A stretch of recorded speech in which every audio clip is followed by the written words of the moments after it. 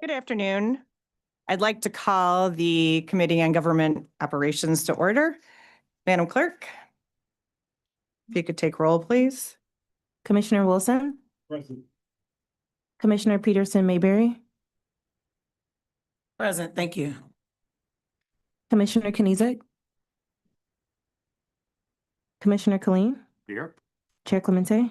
Here. You have a quorum present. Thank you. And next item, please. B, Chairwoman's remarks. I have none. Next item.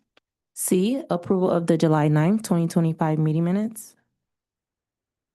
I have a motion by Commissioner Wilson and supported by Commissioner Clean. All those in favor, please indicate by saying aye. Any opposed?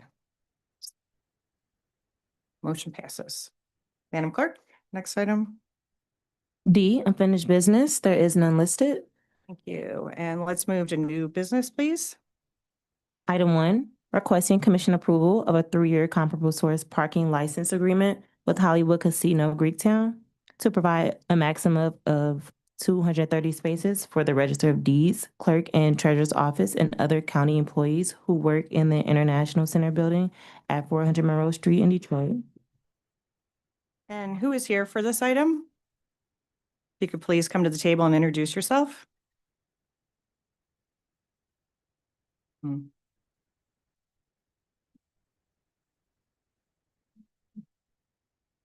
My push. Yeah, just push Walk and on. push the side. once and Yeah, there you go.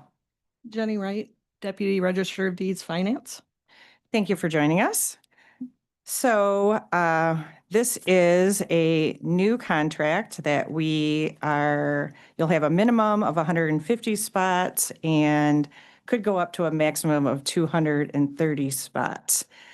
It's taken some time for this contract to get here because it was put in differently than how it looks now.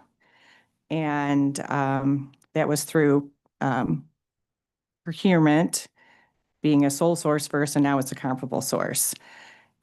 I have a question about, this is not going to be approved until if it goes through here, and then full board is on August 7th. What is going to happen with the parking? Because it says that the passes will remain active until July 31st. We are currently in talks to let them continue without a contract and until, it is approved. We will pay them once it's approved. That has not been finalized, but we are in talks for that. Okay, so could these people be towed if they don't have active passes, or will they be able, I don't know exactly how this works. Is it their license plates or? It's a license plate reader. Okay, Honestly, normally Harry Kalogerakis is here. okay, He's on vacation, so I told him I would come and fill in. I can take notes back and see if he's, addressed that part of it. okay. But to my knowledge right now, I don't know. You don't know. So we could possibly have a lot of people getting tickets, or your office might be getting tickets for a week. Okay. Commissioners, I'm going to open it up to questions about this item. Commissioner Clean. Thank you, Madam Chair. With the gap that you just pointed out, the potential gap, and I guess I'd ask Commission Counsel, could the Register of Deeds Office, their own volition, continue the contract without approval of the commission? A continuance or whatever they want to do to fill in that gap? Through the chair to this honorable body, the treasurer's office and the other elected register of deeds and the other elected officials could instruct their employees to continue to park there, assuming that there's some type of arrangement and understanding with Hollywood Casino that they'll be paid and that this will be approved August 7th. They obviously couldn't continue the contract because that requires commission approval. But could they, I mean, that would make it retroactive, which I guess it is now because it's slated to start July 1. But yes, if they could work that out for that week, understanding that the county will approve it and issue payment or whatever forthright. And that that's that their, could happen. and that's their status as independently elected under the state constitution.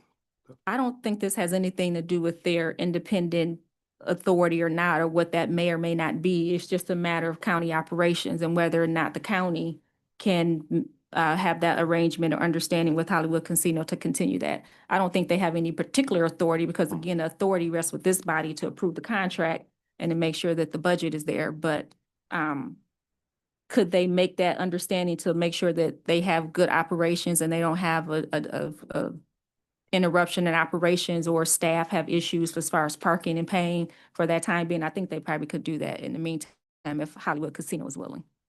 And if it gets approved out of this body, I would imagine that that should show enough good faith that the commission is in favor of it and they shouldn't have an issue come August 7th. Yeah, I definitely don't want anybody having problems with Yeah. parking. And I'm very concerned about that because I want to make sure that that doesn't happen to them. So No, that was my. Yeah, that was my yeah, we question. want, we have employees that are coming in and we want to make sure that they have that. So Commissioner Wilson, did you have a question? Go right ahead. Thank you, Chair Clemente. Where are these employees parking now? And what is the proximity? They're parking in the Greektown parking lot. Oh, they're which is- parking- Yeah, on I-375, that exit. Okay, Yeah, it's just a matter of the contract Okay. of how, and this is the new contract, correct? correct. Okay. Mhm. Okay, so the Hollywood Casino, they're currently parking there. Correct. So make sure I get everything right. And so if they're currently parking there, who's paying for their parking? The departments. Okay, The register of deeds. The Register of Deeds is actually paying the contract, but the other departments we're charging them back for their portion. okay, that's the part I was missing. Okay, thank you, Chair. Sure. Okay, so if Commissioner Lee, go ahead. Assuming I only had one question. No, I know. Yeah. What was I thinking? I want to get into the language allowing the Auditor General to audit these matters. And the agreement doesn't include language, according to our counsel, that the legislative Auditor General can audit the records related to this agreement. This isn't the first time Oh. it's come up, and as counsel points out, typically contracts include a provision. I was curious about the answers to her two questions. Both of them said, well, there's no language to give us a right to amend the contract to put that provision in there. But there's no language that prohibits that. And then the next question, question 2, under questions and answers, page 2 of the Commission Counsel's interrogatories, is the county auditor permitted to review necessary records regarding this agreement? And if so, please. The response is that there's no agreement, it's a parking lease, not a professional services. But then again, they say there's nothing in the agreement that would specifically provide notice that the licensor must cooperate with an audit. And there's nothing that would prevent that either. So I guess I ask counsel, where does that stand then? What do we know of, should the Auditor General want to go in and do an audit? Can that be done under this agreement? Through the chair, it's not clear. As indicated by the responses, and due to the nature of the agreement, it's not clear that Hollywood Casino would allow that or that we could force that at this point. Well, Does our auditor have anything that she wants to add to this? Yes. You're anticipating, right? Marcy Cora, Auditor General. It is our belief in the Office of Auditor General that we should have access to all transactions within the county. Whether the Hollywood Casino would give us access, that's a different story that I would not be able to answer that. Thank you, Madam Chair. and I don't know how long ago these interrogatories went out, but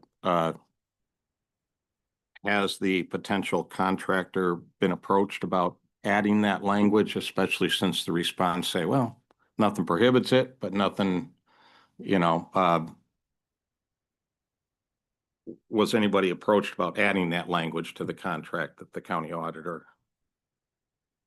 To my knowledge, no, but I would have to check with Harry. He's the one that was doing all the negotiations and communications.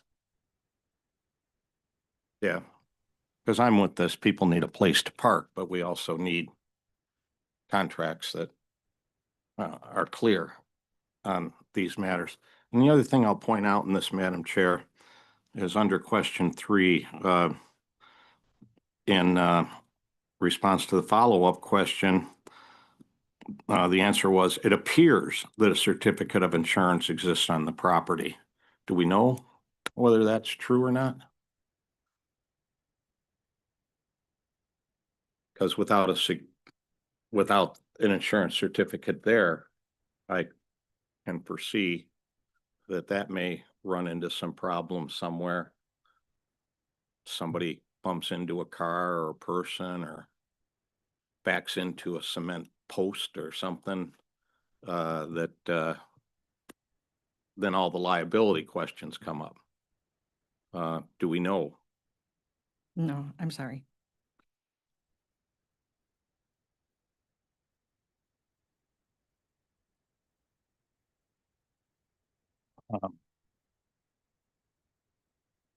And my final question here is to Commission Counsel in question number 4, regarding indemnification, that there's not a provision included. The response was they're not indemnifying the county. The price is below market price. Individuals parking in a facility understand the terms in which they're parking. I don't know if they do. Is that appropriate, counsel, for us to have a contract without an indemnification clause? Through the chair, with regards to both insurance and indemnification, due to the nature of this agreement, it's not, it's services, I guess, in some sense, but it's for parking. Corp Counsel did review this, and they've assessed and determined that based on the nature of what's being provided, and again, the price and offset, that the county's properly covered. Some of these responses that you're reading did come from Corporation Counsel. So we will just rely on their expertise in that the county will be properly protected and that the level of language and insurance and indemnification, no matter how lacking, is appropriate under the circumstances. These interrogatories, did they go to Corporation Counsel? Yes, some of these responses are from the department. It's my understanding some were from Corporation Counsel or in consultation with Corporation Counsel, yes. We always include Corp Counsel when it comes to things like indemnification. But I don't know on this response. Can we hear directly from Corporation Counsel on the matter of indemnification? Please come to the table and introduce yourself, please. Good afternoon. Through the chair, Sue Homo, Deputy Corporation Counsel. I will just say, as a preliminary matter, Commissioner, I'm not familiar with the specifics of this particular contract. Having said that, given the nature of what this contract is for, I see no liability concerns or need for indemnification with respect or exposure to the county. Okay. And then what about the matter? I don't know if Corporation Counsel took a shot at this, whether there actually is a certificate insurance on the property. The response we got, it appears.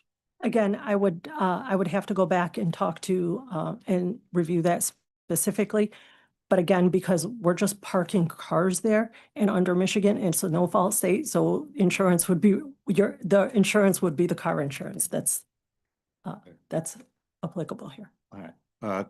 Madam Chair, and given the discussion about the gap between the old and the new, and we'd be able to cover that before the new one takes place. I really would like to see the clause in there that definitely shows the Auditor General has access to these records. And I think people should be, I think we should approach the contractor with amending this. And if that means another couple week delay, then we can go back to what was being said, that people could still park there until the new contract is in place. But I'd like to see us go back to the contractor and negotiate that clause coming into the agreement. Thank you, Madam Chair. Okay, so you're making a motion for I was what? gonna see if there was other questions. Oh, but- okay, Madam- And then okay, I'd be prepared Hold for on. that motion. okay. Are there any other questions by commissioners? And then we have, go ahead. I'm sorry to interrupt. I just got a text message from our Director of Risk Management that indicated that there is an insurance certificate that was Okay, provided. one off the table. Yes. And is it something we've seen yet, or? It's in, in- he said it's in the package in TCM. Okay, yeah, okay, very good, okay. So questions at this time on this item? Okay, can I get a motion, please? So move, Madam Chair. Okay, we have a motion from Commissioner Peterson Mayberry, and hold on one second, we've got, do you want to say After that? you get the- And then seconded by Commissioner Wilson. Just as a comment, and you mentioned this, Madam Chair, with regards to the original method of procurement changing, well, initially being submitted as a sole source because they wanted covered parking. I think that, again, having some conversations with procurement with regards to what the intent of the ordinance is by sole source versus comp source, and ensuring that the items are procured correctly. Because as you indicated, once we questioned it, it was changed, but the contract had theoretically been awarded after the procurement method had changed, and how that process works may want to be addressed, just so that we can make sure we don't have those type of lingering issues or issues moving forward. Thank you for that reminder. Yes, I did mention that in the beginning, and we really might have to add that on at another time. So thank you. But yes, the contract was changed, and I'm sure everyone read that already. So we'll be keeping an eye on procurement. Thank you. Okay, so I have a motion and a second, and we need to take a vote. All those in favor, please indicate by saying aye. Aye. Any opposed? No? Does that mean you're, Pardon me? are you a no on it? I'm a no. Okay, thank you. Yeah. Okay. And if I may, Madam Chair, because the motion hit the floor, I'm not in favor of this moving forward till we have the Auditor General's standard Wayne County contract language that the Auditor General has access to all of the records. Would, So I thought that was in the motion. okay, so I guess it has to be spoken. So, can go ahead. So if the body's willing, the motion can just be contingent upon further discussion and review with the department with regards to this issue, and we can update commissioners prior to full board with regards to the status.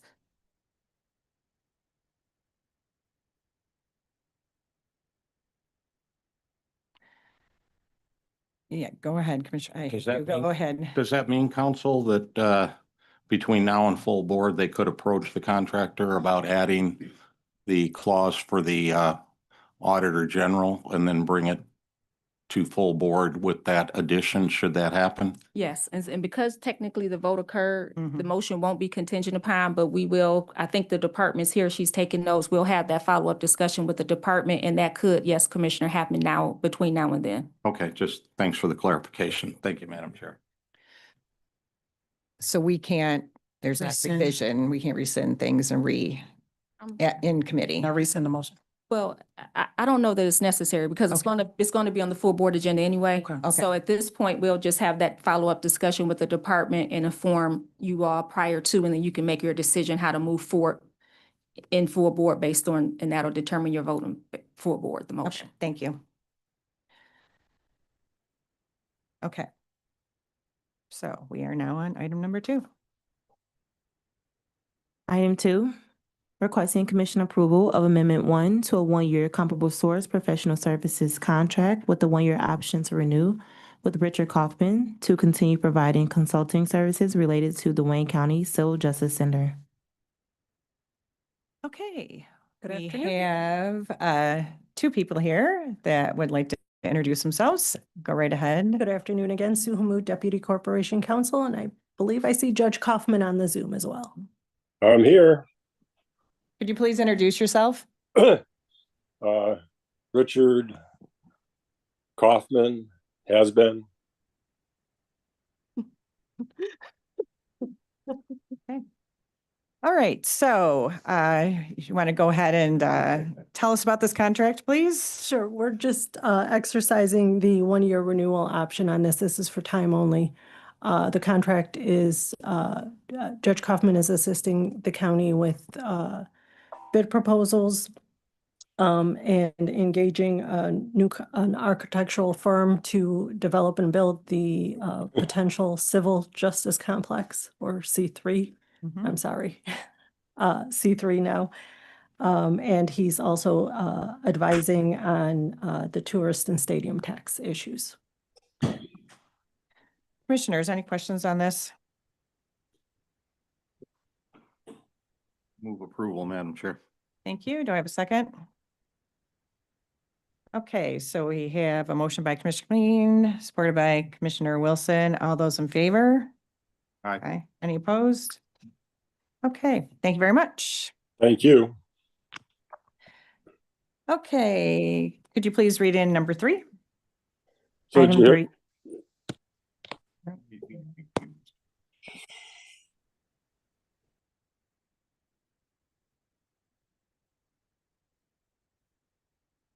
Item 3, requesting commission approval of a 1-year comparable source professional services contract that may be extended by the parties upon written agreement with Trion Solutions to conduct a full and independent payroll review for the period of July 1st, 2024 through December 31st, 2024.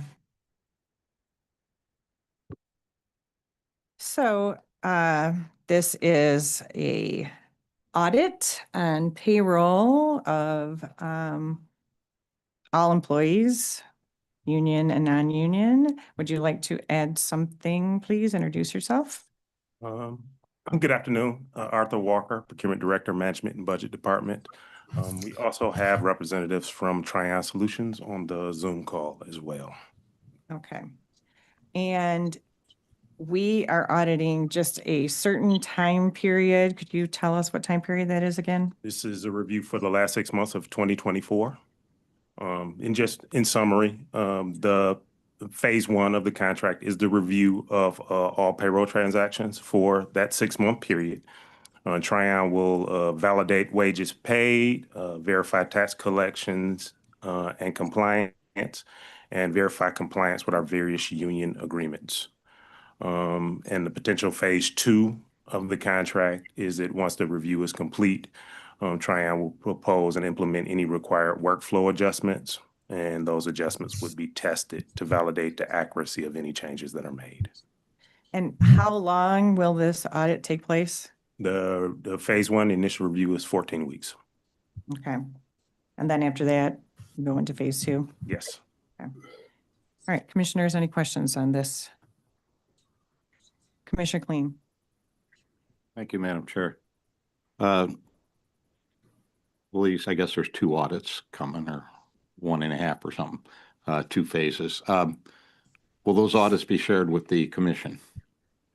Yes, we can share those findings with the commission. The review will be submitted to the CFO, John Wallace. I will advise him to share as well, yes. Yeah, so yeah, okay, so it will come to the commission? Yes. Okay, thank you. Thank you, Madam Chair. Any other questions by commissioners? Can I get a motion for this, please? Support. I have a motion from Commissioner Wilson, supported by Commissioner Peterson Mayberry. All those in favor, please indicate by saying aye. Aye. Any opposed? Okay, next item.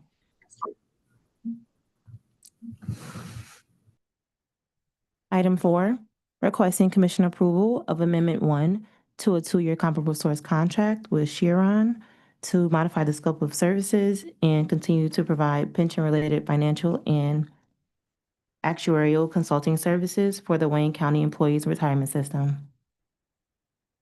Okay, we have someone that's joined us at the table. If you could please introduce yourself. Oh, James Tatum, Department of Management and Budget. Okay. So,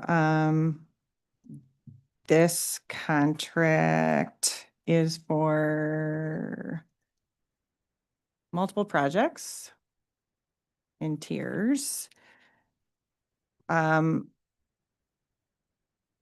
don't you go ahead and tell us just a little bit about it? Certainly. So last June, this contract was initiated by the Department of Management Budget to help advise the department and administration overall on pension-related matters and to be able to receive ad hoc analyses with respect to potential benefit enhancements, funding policy changes, and just how to keep the system in sound financial health. So this was started last June. Correct. And it looks like there has been a little violation here. If our commission counsel will please talk a little bit about that.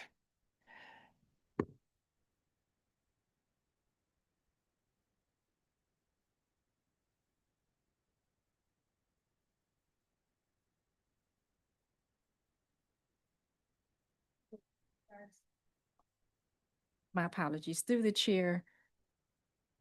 So this is a retroactive, they performed, services before the contract, before approval. And so, in the amount of $84,000. So the original agreement was for 100 and the contractor continued to perform services before that, this amendment was presented to you. So this is just a violation of that section of the procurement ordinance. Okay. It wasn't timely submitted. Wasn't timely submitted. Okay, thank you.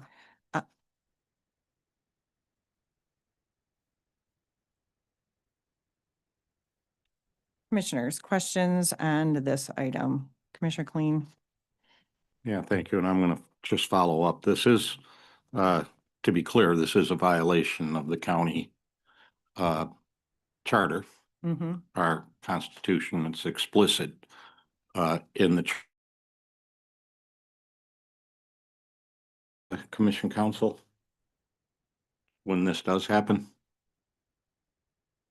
No, there are no specific remedies with regards to this. Generally, if there's some potential exposure, the ordinance requires Corp Counsel to review it just to make sure that the county's not, exposed when we have services being performed or without a contract. In this instance, I don't know that was necessary or done, but there are no penalties in the ordinance to address this. It just prohibits it, but there are no specific penalties because you have to figure out who do you penalize, the department, an individual. So no, there are no penalties in the ordinance. But in your answer, the commission could approve a ordinance that would speak to this, right? Penalties that may attach. Well, so this is already a part of the ordinance. So the procurement ordinance specifically prohibits the departments from performing services or receiving services without a contract. This is a violation of that ordinance. The ordinance doesn't go as far as penalties because again, who do you penalize? Could we look at that? Sure, but I'm not exactly sure how that would Yeah, I work got it. practically. But it's potentially an amendment to the procurement ordinance. Yes. Could speak to that. Okay. And then I'm just curious, thank you very much, counsel. Was the retirement system consulted at all? Yes. Anybody from the retirement system here?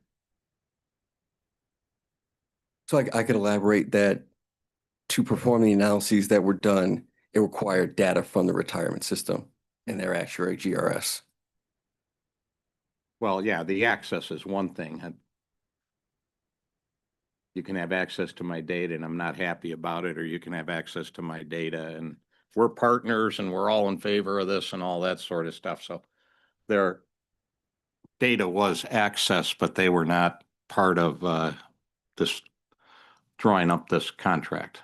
This was all generated out of the executive's office, not out of the independent retirement system. I would say I'll take time to confirm that the retirement system wasn't consulted, but I can't confirm at the moment. Yeah, because what I wanted to get, I mean, there is a annual outside audit of the retirement system. They hire an auditor. So I wanted to explore just a little bit about how that audit is not sufficient and that we're adding another audit. Compare and contrast, I guess, going back to my old high school teaching days. But they're not here. Okay. Thanks, Madam Chair. Are there any questions? Yes, Commissioner Wilson. Thank you, Madam Chair.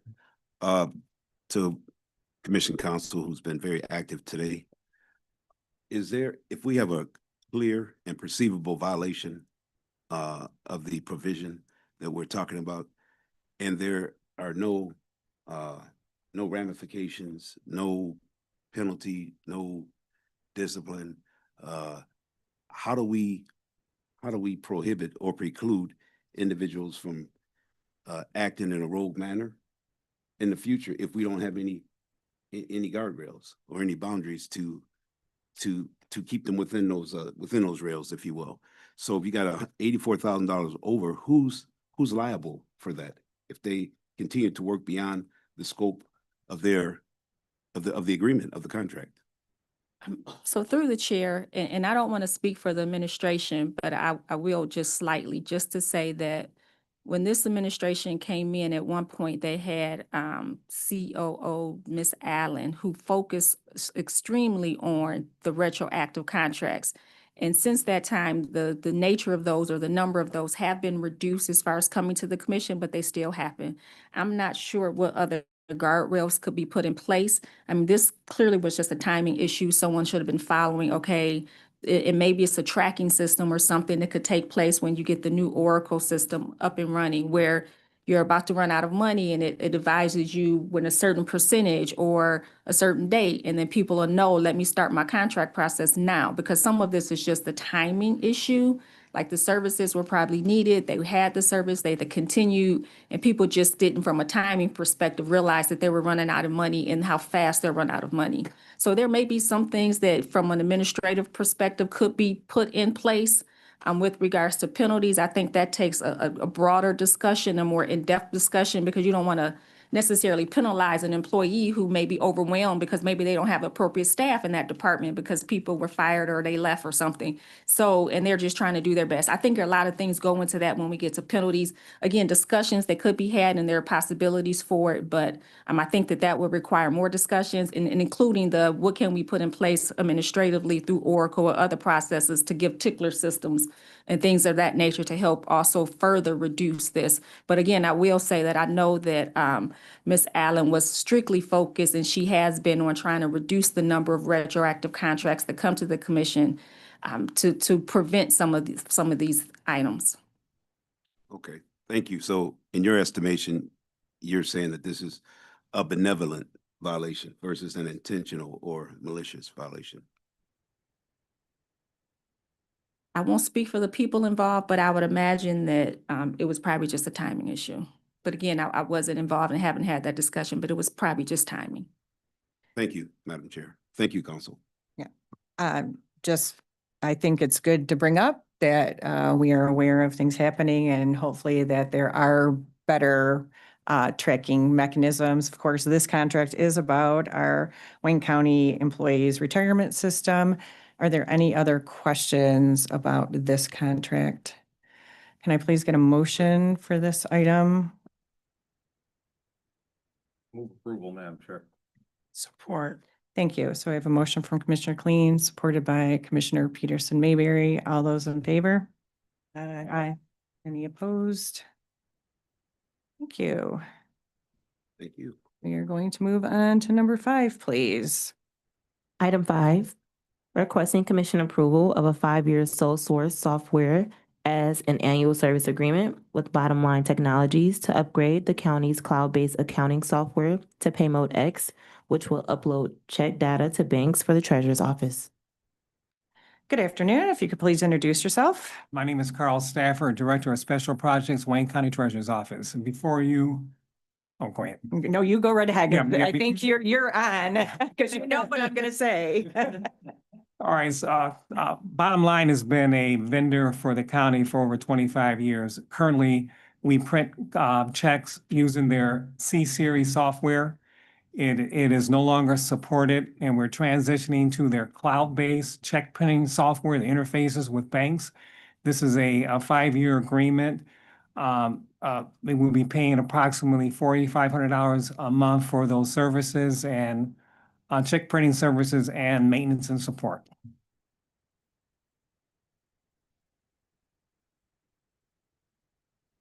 So, there was a little discrepancy in how you submitted the contract and then exactly the amount that, would you like to explain why you did that? Oh, absolutely. And Or in the proposed invoice, we have estimated monthly fees of about $4,445 a month. We had lengthy discussions with Bottom Line based upon our current volume. And so what we did was built in a little cushion of about $33,000 if there is a potential overage or during the term of the contract. So we did not want to be in a position where our monthly estimates were a little bit low during a month and we needed additional funds to pay for those services. So we just increased the amount to $300,000, which provides us with a cushion of approximately $33,000 over the term of 5 years, just in case there's overage. so when you did that math in your head, you didn't write your thoughts down in the contract. So that was something we need to, when we're approving a $300,000 contract, we think it's $300,000 and it actually comes to $266,000. So if you're going to be doing that, it needs to be stated within the contract. Understood. Thank you. All right, I'm done for right now. I'm going to go to commissioners. Does anyone have questions about this? Okay. Can I get a motion, please? Move to approve, Madam Chair. Okay, I have a motion by Commissioner Cleen, supported by Commissioner Wilson. All those in favor, please indicate by saying aye. Aye. Any opposed? Okay, next item, please. Item 6, requesting commission approval of Amendment 1 to a 1-year comparable source contract with a 1-year option to renew with TCD Media to continue to provide the county with communications and public relations related services through social media platforms. Okay, we have 3 people at the table. If you all please introduce yourselves. Good afternoon, Doda Lujrai, Director of Communications. Darcel Brown, Wayne County Executive's Office. Good afternoon, Mike Tabaja, representative for TCD Media. Okay, I guess I'll start. So TCD Media is, you used it for some time. As the Director of Communications, what was your objective with using TCD Media? Yeah, thank you. And just to clarify, the previous contract was in place before I arrived at the county, but in the matter in which we used it was to amplify messaging from the county, positive storytelling and initiatives happening with the county. So how many people are in your department, communications department? I think we have about 7 or 8 across the entire communications team. Okay. And this platform, to me, seems to really not go to the full county. When I looked at it, I didn't see a lot of Wayne County stuff on it. It's certain cities. How do you think they're going to enhance the county message in a positive way? Sure. Well, I would start with saying that their reach currently is about 800,000 followers, and that's something that we can't replicate in other publications through social media. So they have a broad reach. My understanding from TCD Media is that they have a following from all 43 communities in the county. So the messaging would reach a vast population in the county. I'm going to start with commissioners because I have more questions, but go ahead, Commissioner Peterson, maybe. I'll start with one. So it's more like influencer. It's more like being an influencer. Is that correct? I think that's one way you could look at it. I would look at it from a standpoint of amplification of messaging. Something, it's a challenge to get news coverage on everything because I'm sure any of you who watch the news see it's dominated by violence and bad news and crime and things like that. And this is an opportunity for us to amplify messaging in a place where this can really stand out versus a 25-second story on local media news. Thank you. Just to ahead. follow up through the commission, through the chair. So let me just first say, yes, I am a huge, I'm a cheerleader for the fact that we have to create our own stories oftentimes and put things out. I did look at the examples, and so I know it's not specific to county, but if this is an area that we're starting to move into, was there an RFP done in order to find, or how did we select TCD? How were they selected? Only because I know if we're moving in that direction, there are several, and nothing against TCD, but there are several platforms, or I would say influencers. I'm going to use that word because I think that's the word that resonates most closely for me. But we know that there are several out there. And so we went to them and said, you have 800,000 followers. We would love to be able to partner with you, because I know they were already sharing some county stuff from some of the examples that were shown.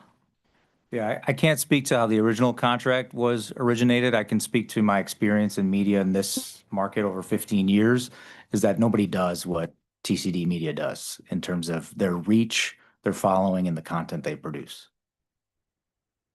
There are, but I'll respect what you're saying just because I know some. But we'll respect what you're saying for that. I'll yield for my next questions too, Madam Chair. Commissioner Wilson? Thank you, Madam Chair.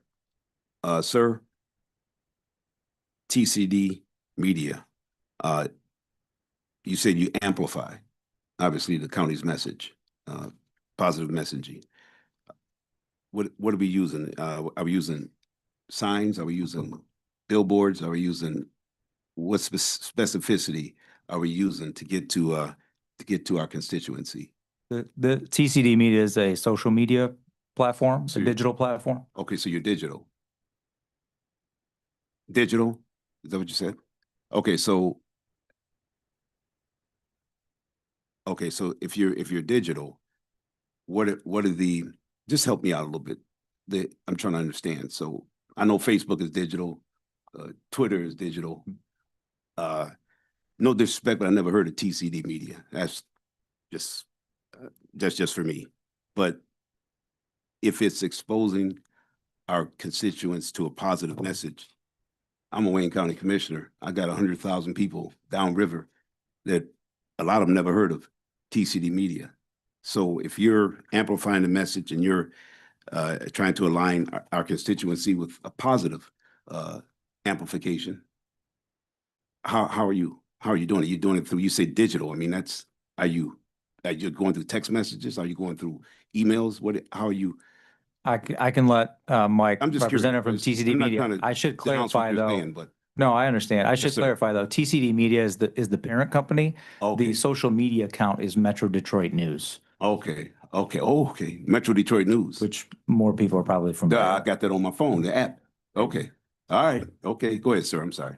Yeah, just want to first say really great questions and I'd love to answer them. Sure. So, just like Dodo was kind of saying, is TCD Media is more of the general company name, right? Which houses two platforms, which is the Dearborn page, which of course has its name Dearborn and the surrounding cities. And then you also have the Metro Detroit News page. Of that platform by itself is almost nearly just on Instagram alone, almost 1 million followers. So when you ask about digital, it's actually almost all social media platforms. So we have followers on Instagram, Facebook, TikTok, which is starting to trend a lot now, X. And then we also have a website that we rolled earlier this year. So digitally, we're all over the place.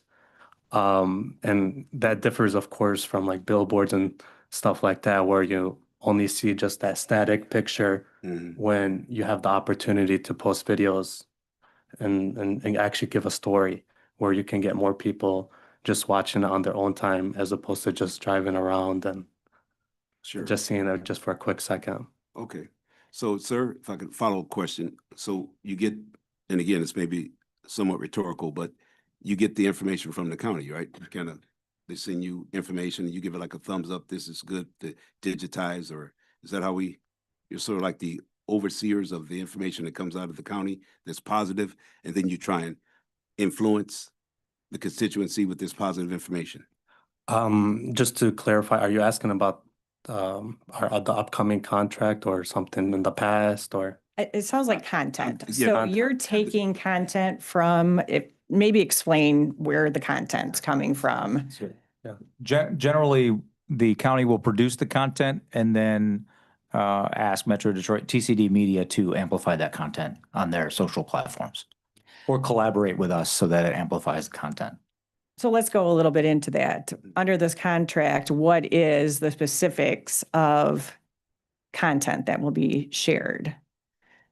This contract that we're talking about. Oh, sure. Well, we haven't plotted out what that content will be, as you know, we put the content out as it happens through the county. If we have a new initiative or program, I could tell you some messaging we would like to get out right now would be about the undue medical debt program we have, where we would like to remind people to check their mail because those letters are going out letting people know that their medical debt has been forgiven or reduced.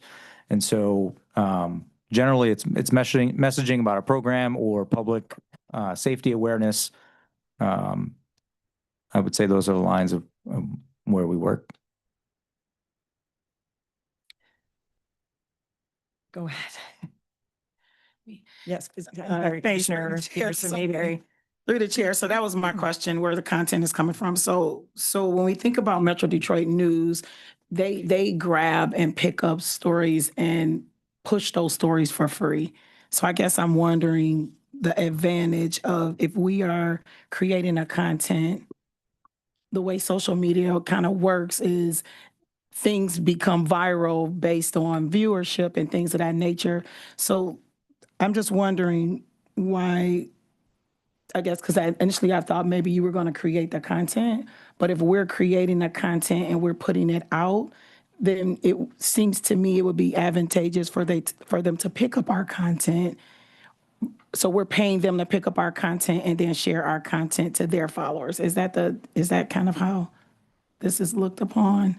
Can you repeat that? So I Yeah, can follow? so typically, you know, you've been in the industry, typically something will go viral, it's just based on viewership, right?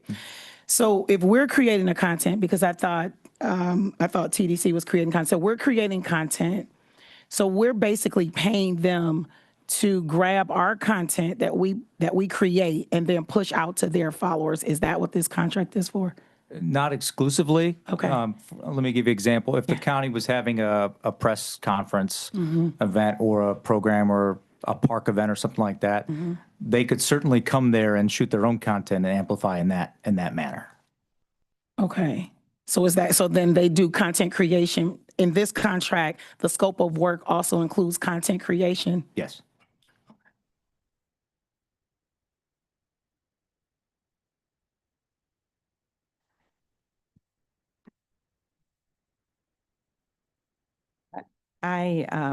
Yes, we're gonna call on, is it okay, Commissioner, if I call on Corp Counsel, or I mean, our counsel, sorry. Sure. Counselor. Through the chair, based on our reading of the contract and even the answers from the department, it is not our understanding that they're required to create any content under this contract. Now, obviously, as any news media, if they want to go out to the Marshmallow Drop or to some grand opening of the CJC, all media outlets are invited to press conferences. But based on our reading and again, the answers to our questions, we didn't see anything that actually required that. I believe the requirement is that they post a certain number of posts. And I want to say it's 130. So if you do the math, that's about 2 to 3 a week or 10 to 11 a month for $60,000 a year. So $5,000 a month to make sure that they repost 10 to 11. I don't know, we don't want to call them articles, but post or the content that the county creates that they push out. But there's, unless you can show me, there's nothing in here that we saw that requires them to actually create anything. That's exactly. And not to say again that they couldn't show up to do it on their own like they do other things, but. And I apologize if I misspoke that and called it a requirement. It is not a requirement. We've not drawn it up that way. Yeah, the way that it is, the contract reads that we have is that they are going to be taking your content and putting it on their platform. That's how it reads. And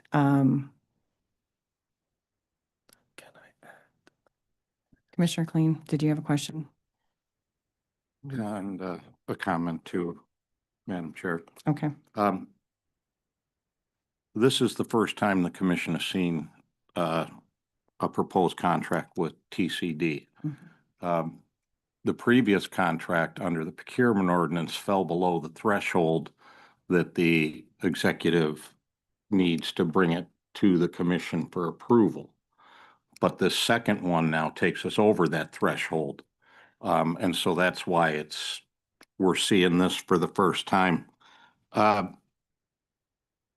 And as was pointed out, we're going to wear out Commission Counsel today, that this contract calls for payments before services are delivered, which I don't know if we have any contracts like that in the county that, you know, you deliver the service, send us a bill, and not upfront payment. And if I read Council's interrogatories there's not necessarily a way to claw back any of that advance payment. Should there, whatever, they don't post enough stuff or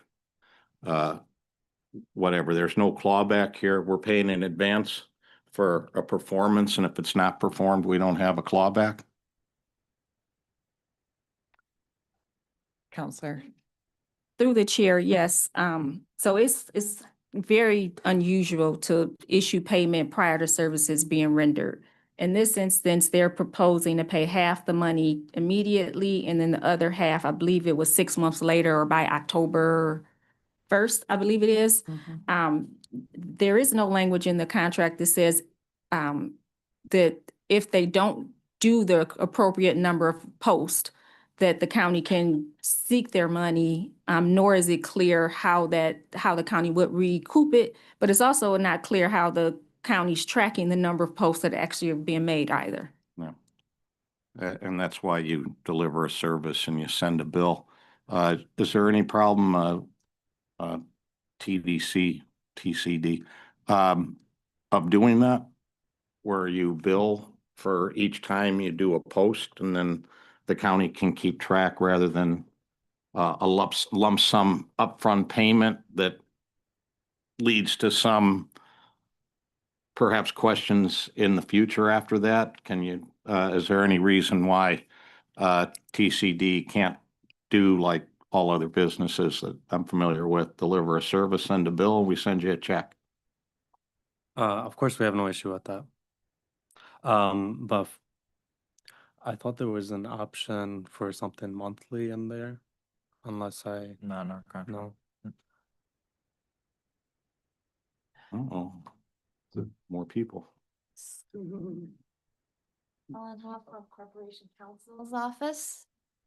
So I'd like to, and with me, I have Jane Enright from the Corporation Counsel Office as well, and TR Winter from Corporation Counsel. We have our full half of.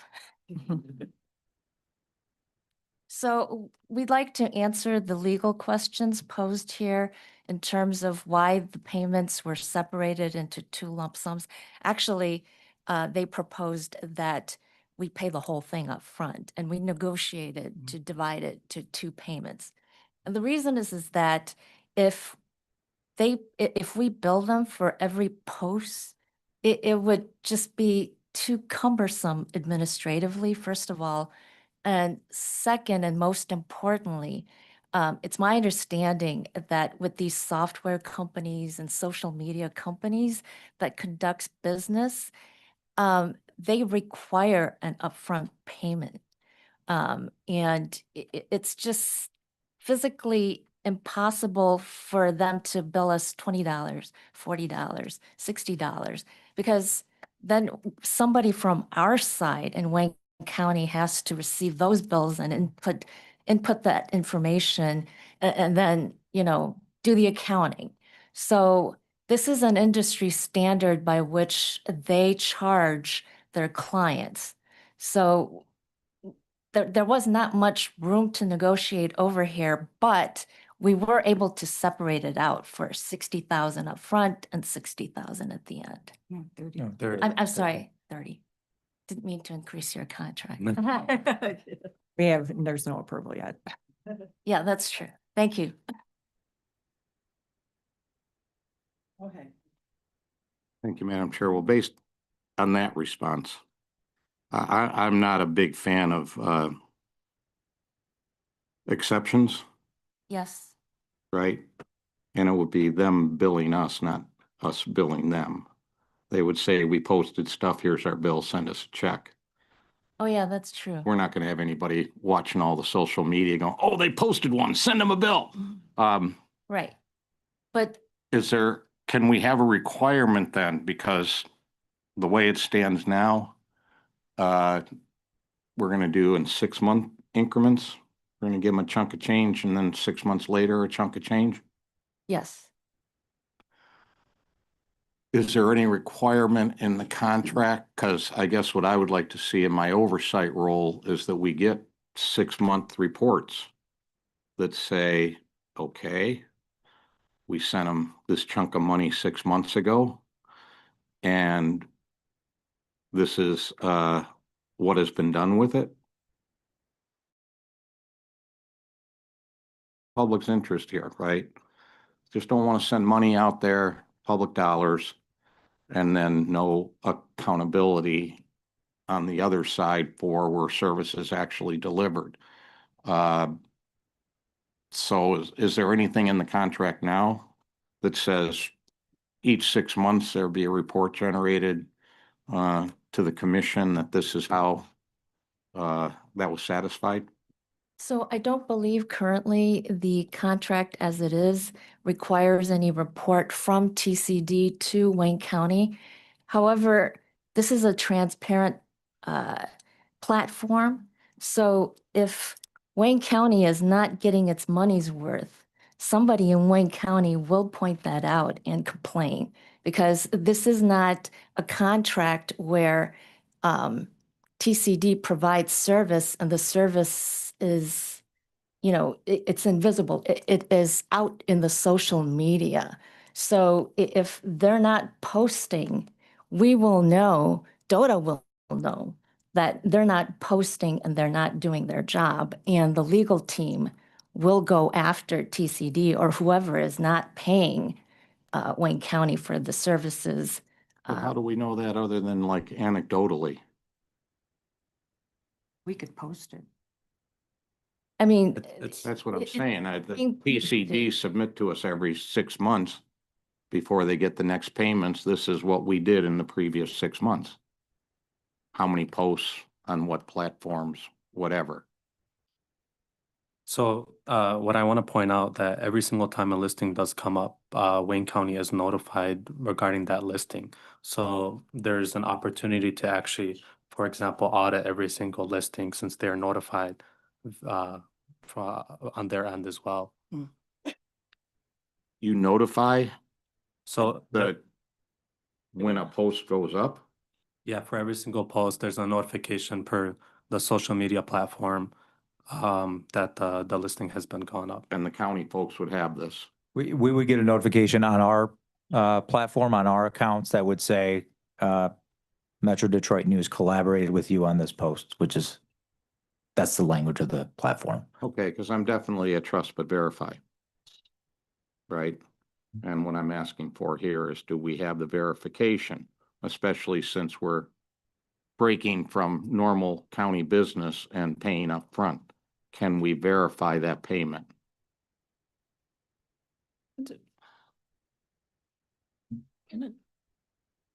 You mean verify the payment or the?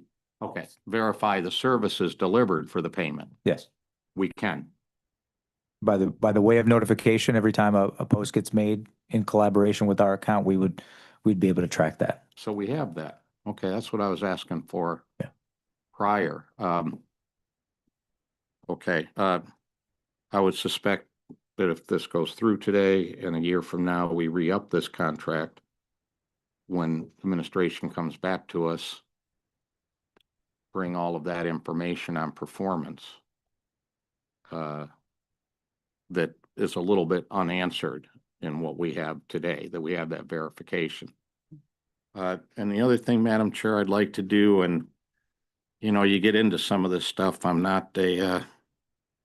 with Commissioner Wilson as far as the digital. I do my best. I actually have had a IBM PC on my desk since the early 80s. I'm not afraid of technology, but a lot of this stuff is out of my league. So Commission Council, on page 5 of 11 of what you submitted on this, questions 8 and 9, and maybe a little bit on 10. I don't understand, Commission Council, when you're asking about the price sheet and in question 8, that the response is a revised amendment to reflect the appropriate payment terms for this contract will be presented as soon as the amendment is returned to draft. What the heck does that mean? That's what we heard from administration. Through the chair. So Commissioner, this was all regarding the method of payment. As indicated, when it was initially submitted, it was submitted to pay the entire $60,000 for the year upfront.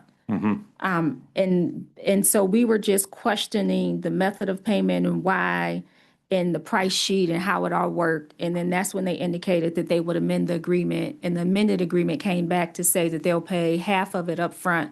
And Okay. the other half, I believe it was like October 1 or something. Yeah, see, that wasn't clear to me as I'm trying to hack my way through this. Because in question 10, they also referred to a revised amendment to reflect the appropriate payment terms. So that's the 2 6-month payments. That's what that refers to. Yes. Those phrases, yeah, they stuck out to me like, what the heck? All right. Thank you, Counselor. Thank you, Madam Chair. Sure. We have a few more questions. Commissioner Peterson, Mayberry. To that question, so the work in the past has been broken down this way, obviously, because I'm seeing that there were 2 payments done in 2 chunks before, so I'm not sure, pre-me, so I'm not sure how that worked in the past when there were 2 payments like that. But my other question was around, so first payment was issued in March of 24, and the second payment was paid in September of 24. But I'm wondering how do we measure the effectiveness of the post? And I guess I see the timeline And I did see that there were spaces where TCD published articles. And so again, I guess I'm going back to that content creation space. I know some content creators, so I know how active they are in that space to be present at everything based on the contract. And they are the ones, they're influencers, of course, but they're the ones who experience the event, create something, they take pictures and videos, and then they create, and then they push out. But it seems like what I'm hearing is that we're creating, and this is almost a pass-through where we are using this brilliant company, we're using this company to push through there. And I guess if I'm just clear on if that is the scope of work, I'm not clear that that's the scope of work. Yeah, I'd love to answer that question. So and actually I was going to ask to go back and respond to your previous question. So I want to make it a little clear that we're not just copying and pasting content. So one thing our team does is, we can get the content, like for example, raw footage and everything from the Wayne County Communications.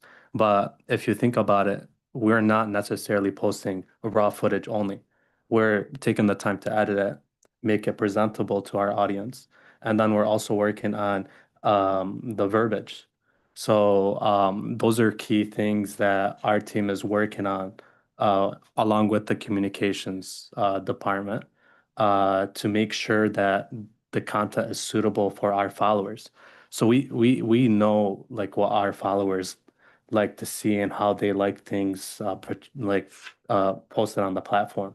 So what our expertise as well is not just getting the content, posting it, but also amplifying it a bit, adding those edits, communicating any type of suggestions with the team to make sure that everything is fit. And even if you look at some of the examples too, you can see that we include those edits. Not everything is directly copy and paste. And one of the videos also that's also in the packet. We actually went on a ride along with the Wayne County road crew to get footage regarding them throwing salt on the road. One of the key issues a lot of people complain about, that the roads are never clean and stuff like that. So that also throws us back to the question: what positive, what type of stories can we push for the On city? that point, where were you? What city? I believe that was Redford, Okay. and that was actually that was the communicated time with the Wayne County team to do that ride along.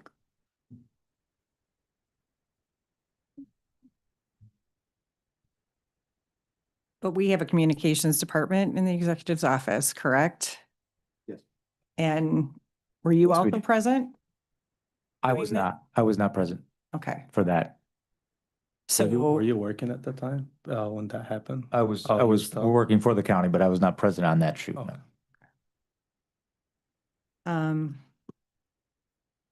Are there other questions, Commissioner Clean?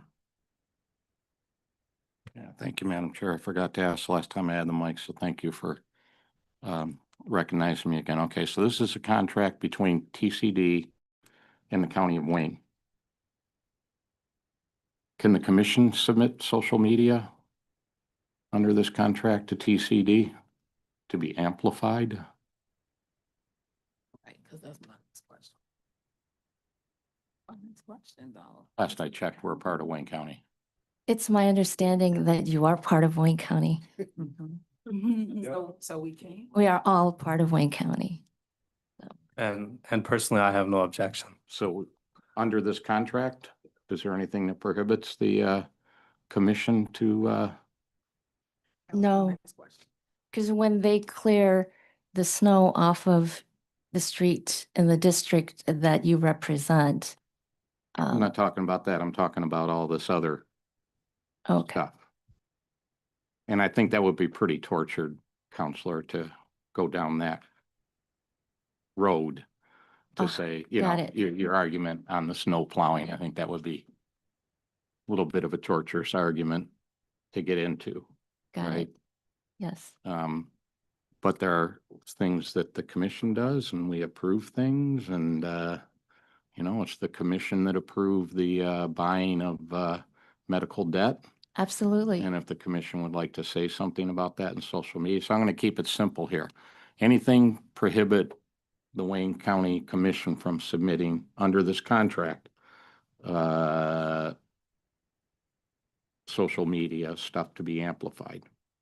I do not believe so. As long as the message is not infringing on somebody's rights or something like that. Well, that'll apply to your posts as well. Right. Yeah, Right. yeah. Okay. Thank you, Madam Chair. But is that? Yes. We're going to go to Commission Counsel. So through the chair, I mean, the legal entity is Wayne County. For every contract, the legal entity is Wayne County. From a practical perspective, who controls that content and who deals with the vendors and whether practically the commission can, I mean, I think every contract, the commission has a voice because it's Wayne County. I think the practical aspect is where you have to really dig into to determine if that's realistic and how that will happen. Because these things flow through the administration, they flow through their departments, they control them, they talk to the vendors.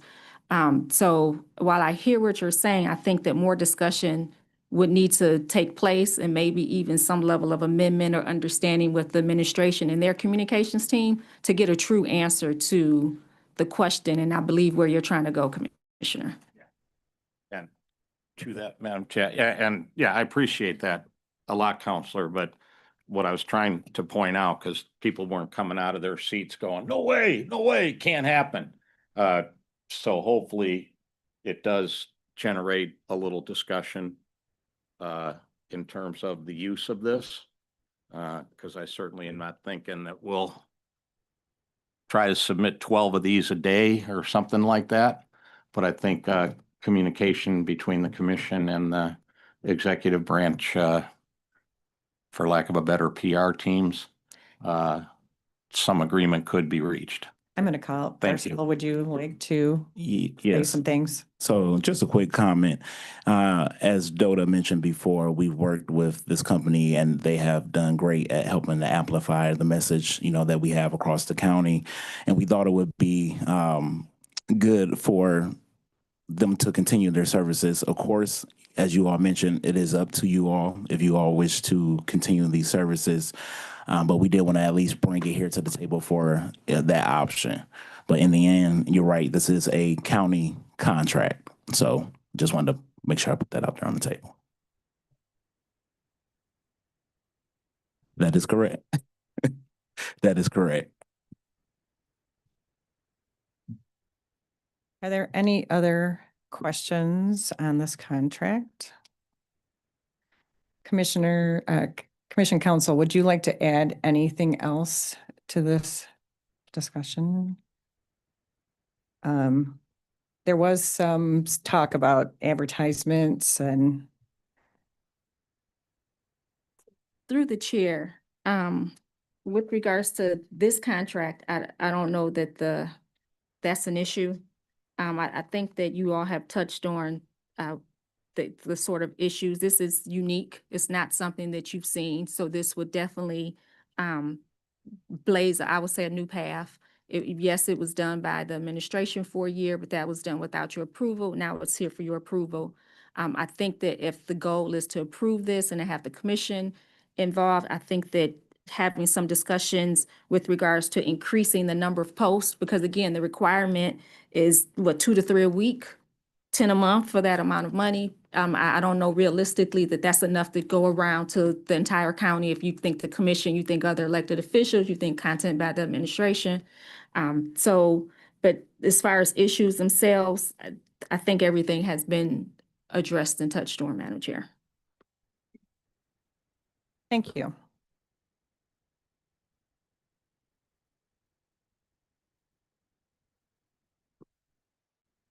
Commissioners, at this time, we need to decide how we might proceed.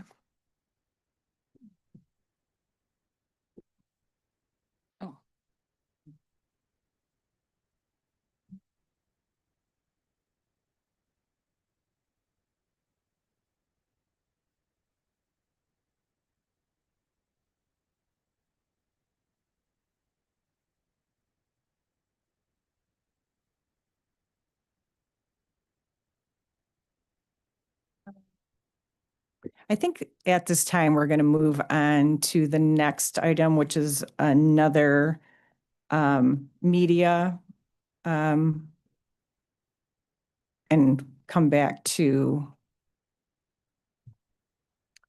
because I think there's other things that need to be brought out.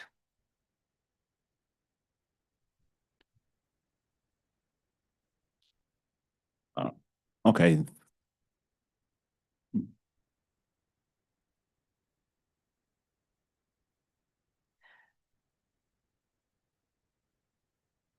Madam Chair, could you read in number 7, please? Item 7, requesting commission approval of a one-year comparable source professional services contract with a one-year option to renew with Real Times Media to assist the executive's office with its community engagement initiatives.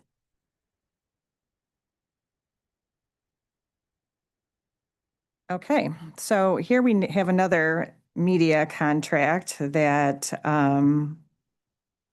we're looking at. Why don't you go ahead and explain why you've decided to go with this type of approach? Thank you. This is just another opportunity for county communications to reach additional audiences. Certainly, the Real Times contract has a different audience from TCD Media, and we also have representation from from Real Times, who could elaborate on their expertise. So this is print and digital, Correct. and it's a subscription base. I would like to Oh, ask sorry. Vanessa to Could you clarify. please push your button and you're on. Okay, go ahead and introduce yourself, please. Good afternoon. I'm Tanisha Leonard, president of Pitch Black, which is a subsidiary of Real Times Media.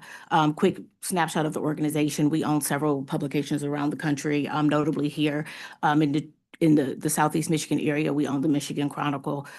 We think that we are the correct partner for this opportunity because we do have a proprietary opt-in, so not subscription-based, but individuals have opted into our database. We have a database of about 750,000 Wayne County residents. For the purposes of this potential contract, we have distilled that down to about 360,000 active Wayne County participants in our database. We additionally think that the Michigan Chronicle represents an opportunity in a print format to reach the digitally underserved because we believe that a large constituency of the council, of the county doesn't have digital access. So it's very important that we maintain outreach in that capacity. And then there is just a brand recognition of Real Times Media and the Michigan Chronicle that we think there is some respected trust that will carry the messaging further. Could you explain to me how you picked that 325 people? Like, or is that throughout the county, or how did you narrow in on that? We have how many people in Wayne County? 1.7 million, and go right ahead. Yeah, our full number of contacts is 750,000. When we started down the process of putting together a proposal for the county, some of it, quite transparently, was fiscally based in terms of, because there's an increased cost for the higher number of contacts that you include in distribution. So we scaled that down to try to be fiscally responsible and good stewards of the taxpayers' resources. But then additionally, we evaluated those who are active with us, people who are engaged, and we are targeting an audience that we think is already highly engaged with the content we produce to get the greatest impact. So that number is scalable.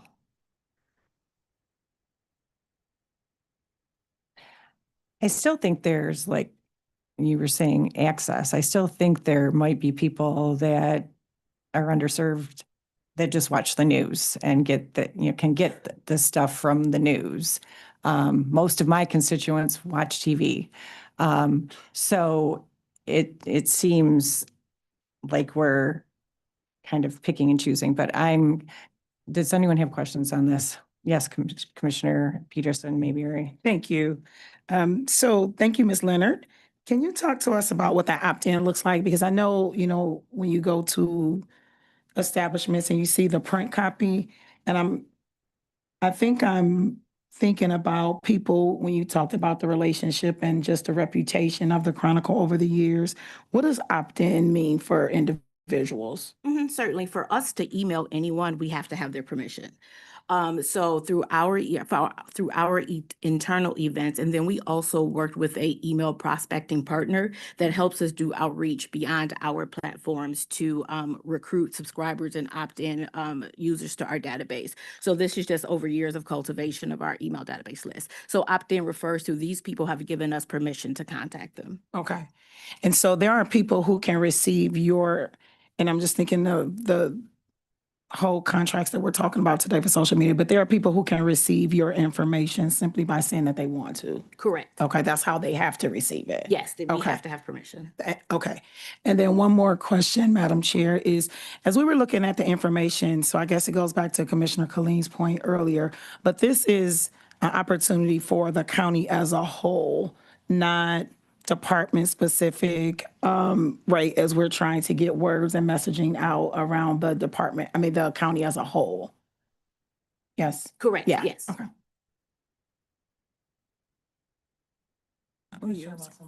Sorry. That's okay. Thank you, Chair Clemente. Looking at the community engagement initiatives, ma'am, that's obviously broad in scope.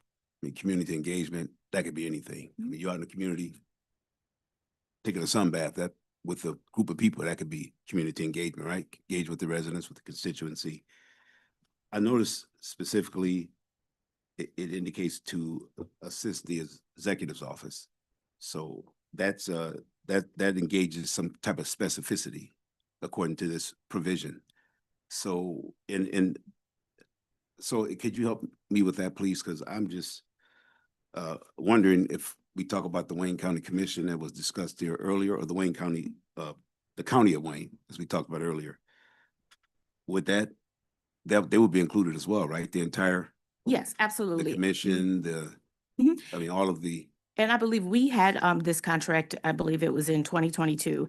And in 2022, our contract did focus solely on the county exec's office. Okay. But when we were in re-engaging under new team members, this was pre-DOTA, we needed to broaden the scope. So this does in fact cover the entire county and their outreach. I think it's critical to note that we will take our direction on what content is created and what activities are covered from the county. So while we are the distributors and the creators of the content, all of the messaging will come out from the county. It will not say Pitch Black. It will not say Michigan Chronicle. It will be from the county, and we will take direction from the county. Correct. The leadership of the county. Correct. Okay, so with that being said, how are we going to distribute? I mean, TCD is digital.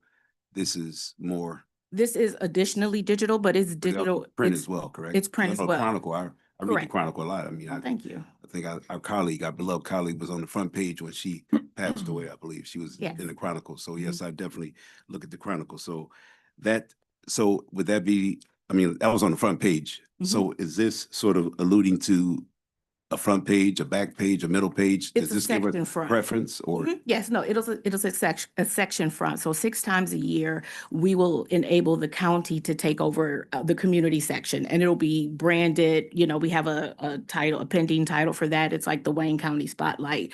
We will take direction from the county on the content you want us to create to include in that section. And so it is essentially, it's the B section of the newspaper that'll cover that. That information will be replicated on the Michigan Chronicle website and in a dedicated landing page. What also serves as an archive for the content that we are creating throughout the life of the contract. And then every morning before 10 a.m., we send out an email blast to 60,000, a digital daily e-blast. So that content will be replicated as it occurs in that publication as well. And then for us, digital is less socially focused. It is our website. It is the email databases. And then as it relates to the two-way opportunity where we want to do surveys and polls to kind of help the county deepen its understanding of the issues of the residents, that'll be proliferated through programmatic advertising and banner ads and a number of other executions. Thank you, ma'am. Mhm. So I think this goes back to, and maybe you answered it, I'm sorry, I'm ingesting a lot. Since this is a countywide contract, commission could be included in this, one of these newsletters or spotlights. I'd like to hear from the communications department and administration. Because it's not clear, you know, it does, from the contract, like Commissioner Wilson did bring up, it does specifically name the executive's office. So if this is here for the county, you will be including departments and commission and go right ahead. Sorry. Yeah, yes, I'm willing to They're work, elected. willing to work with anybody to expand on the county's messaging. Go ahead, Commissioner Peterson. So thank you for that. So I think for this, as well as the previous contract, for me, it's the language that's lacking. And I hear you, Dodo, saying that, yes, we could do that.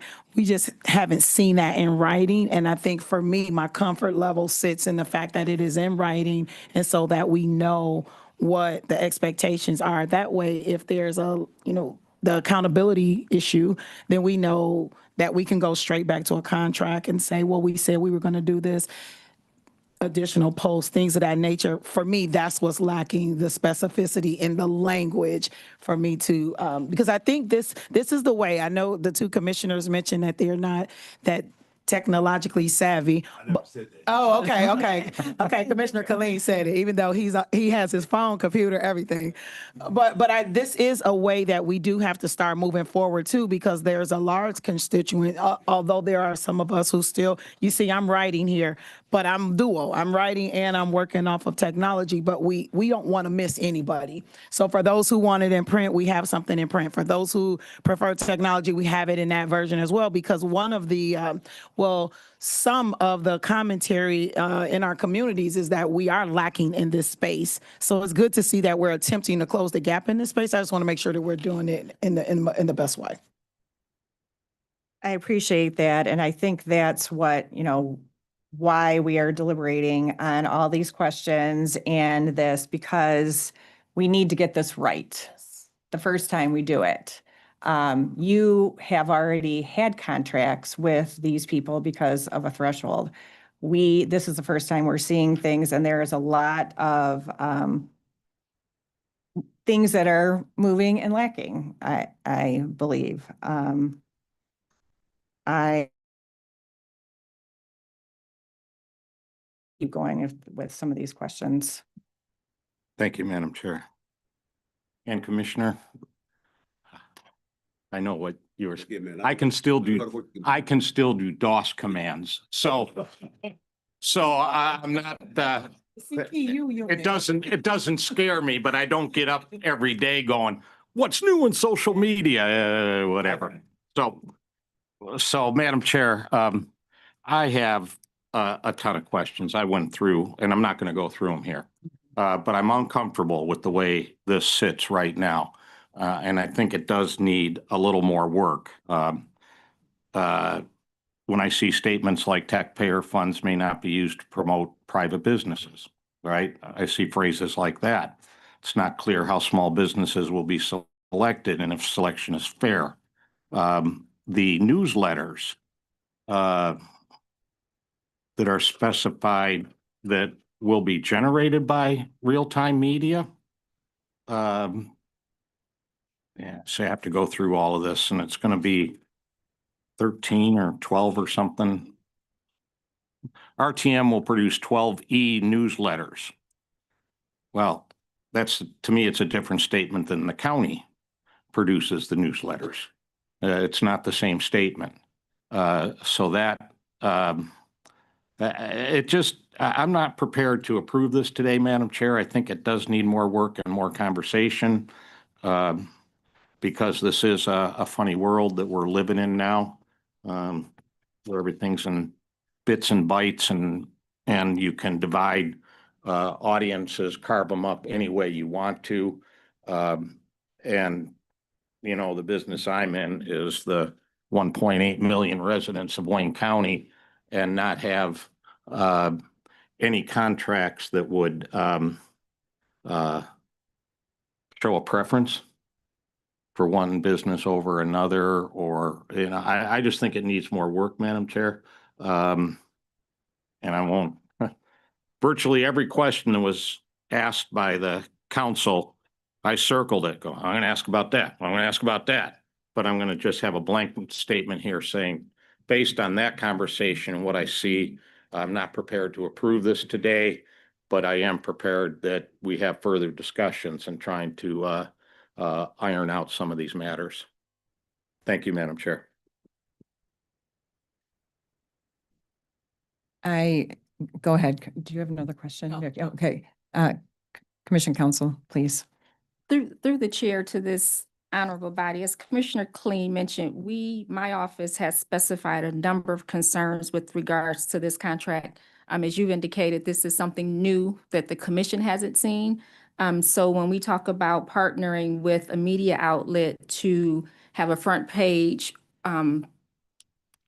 access to a front page in a specific paper, when you say it's print and people have to pay for the print edition, and we're talking taxpayer funds, and that means that individuals are technically paying to receive county content, or you say that it's e-news, but then they have to opt in. So then the question becomes, if you're not aware that you have to opt in, or the limitation and accessibility of being able to receive and view government content that's paid for by government money, I think that some of those issues just have to be worked out and talked through to make sure that it's an appropriate expenditure of taxpayer dollars.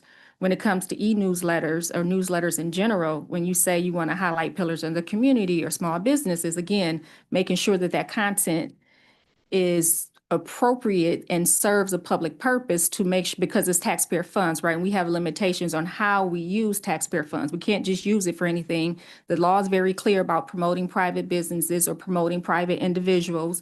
It's clear that we have to have a public purpose for our dollars.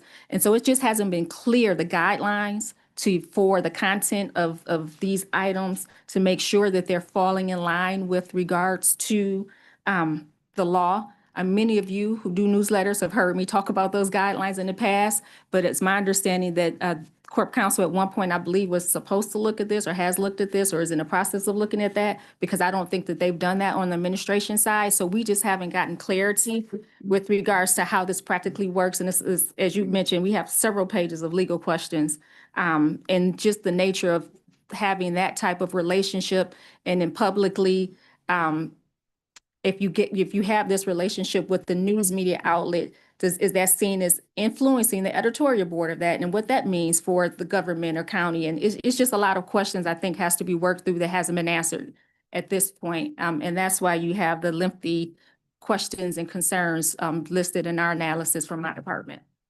Thank you, Madam Chair. I also read somewhere that I'm not, and I've read so much that it's all kind of going together about all of these things. One of the, I'm not sure if it's the somebody's blocked in our real-time media is No, the Michigan Chronicle.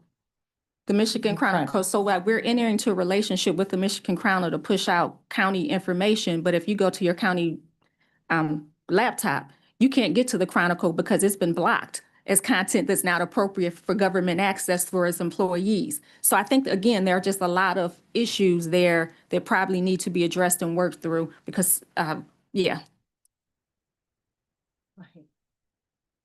Commissioner Peterson. The last thing I'll say, Madam Chair, is I do think it's the right thing to do. We just have to figure out how to do it, right? Because I just think I don't want people walking away thinking that we're being dinosaurs, and understanding that this is how we need to start getting our messaging out.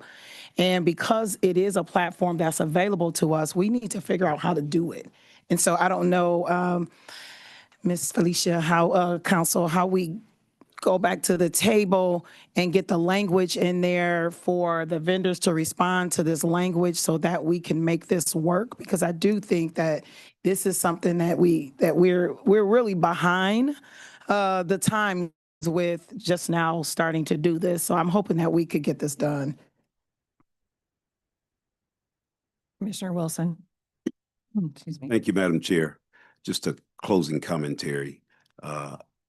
Ostensibly, you're absolutely correct. But on the side of Commission Council, there are laws. There are laws that prohibit us from doing certain things as a county. I think we all know that we ran for elected office, and there's certain things we can't do according to the statutes and the ordinances. So this is all great, but at the end of the day, we got to stay within the confines, obviously. We have of the two law. contracts in front of us that we have to do something with.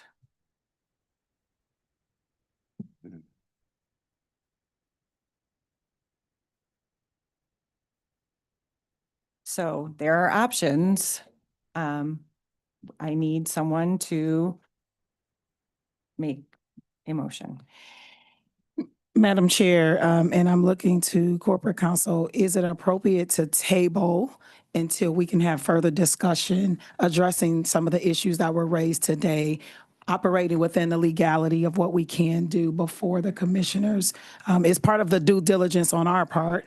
So we just want to make sure that we are moving in that space. So is that appropriate to table the two contracts until we come back until we can get some of these issues addressed? Through the chair, yes, you can make a motion to table. My assumption will be that the administration will work, and Corp Counsel will work with us to see how we can revisit these to make these more palatable and address the issues and bring them back before you at some future date. Commissioner Clean. Thank you, Madam Chair, and I support the motion. But I also want to comment on this. I mean, the administration saw all of the questions the corporation or the Commission Council sent up. And this is a very short period of time. Members of this committee have only seen this for the last few days, and hacking through all of this. So to me, when those objections are being raised and those kind of questions are being asked by commission staff or Commission Council, to me, that means we should step back here a little bit and not try to rush the contract to the table, because this is what happens. Knowing that there's a lot of legitimate legal concerns that Corporation Counsel has sent up.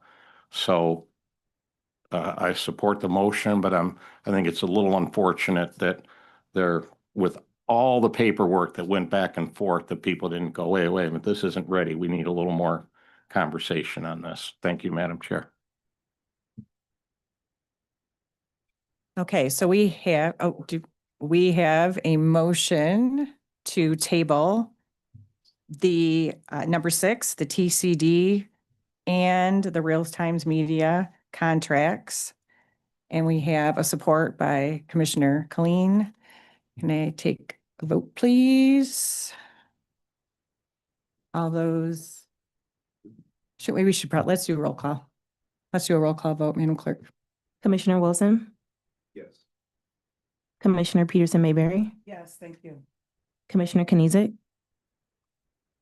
Commissioner Colleen, Chair Clemente, Yes, motion carried. thank you. Thank you.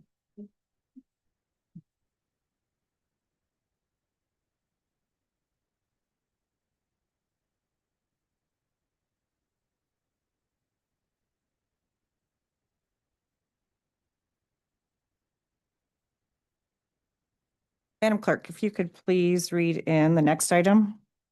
Item 8, forwarding a report on Indigent Defense Services Department criminal indigent defense related activities, including the number of cases, number of assigned service providers, number of cases per service provider, cost per period, and other annual statistics from its activities.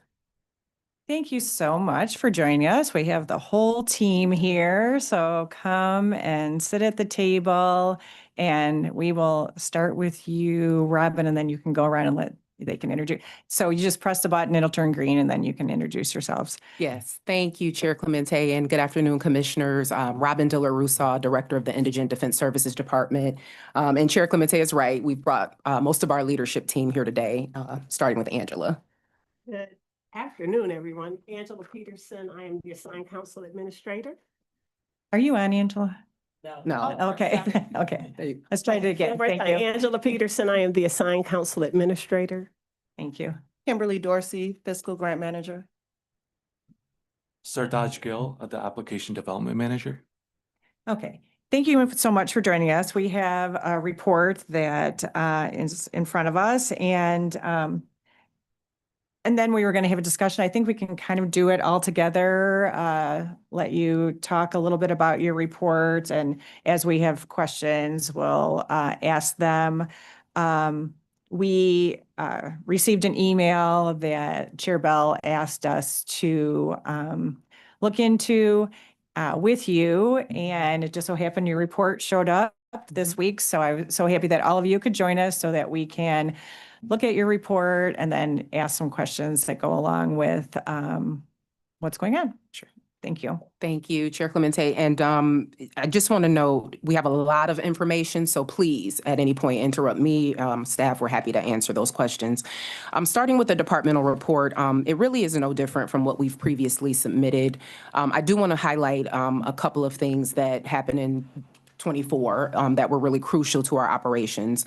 But as you know, our department's purpose is really to manage indigent defense reform within the county structure as mandated by the Michigan Indigent Defense Commission standards. So that's the focal point of our department's operations and everything that goes along with that.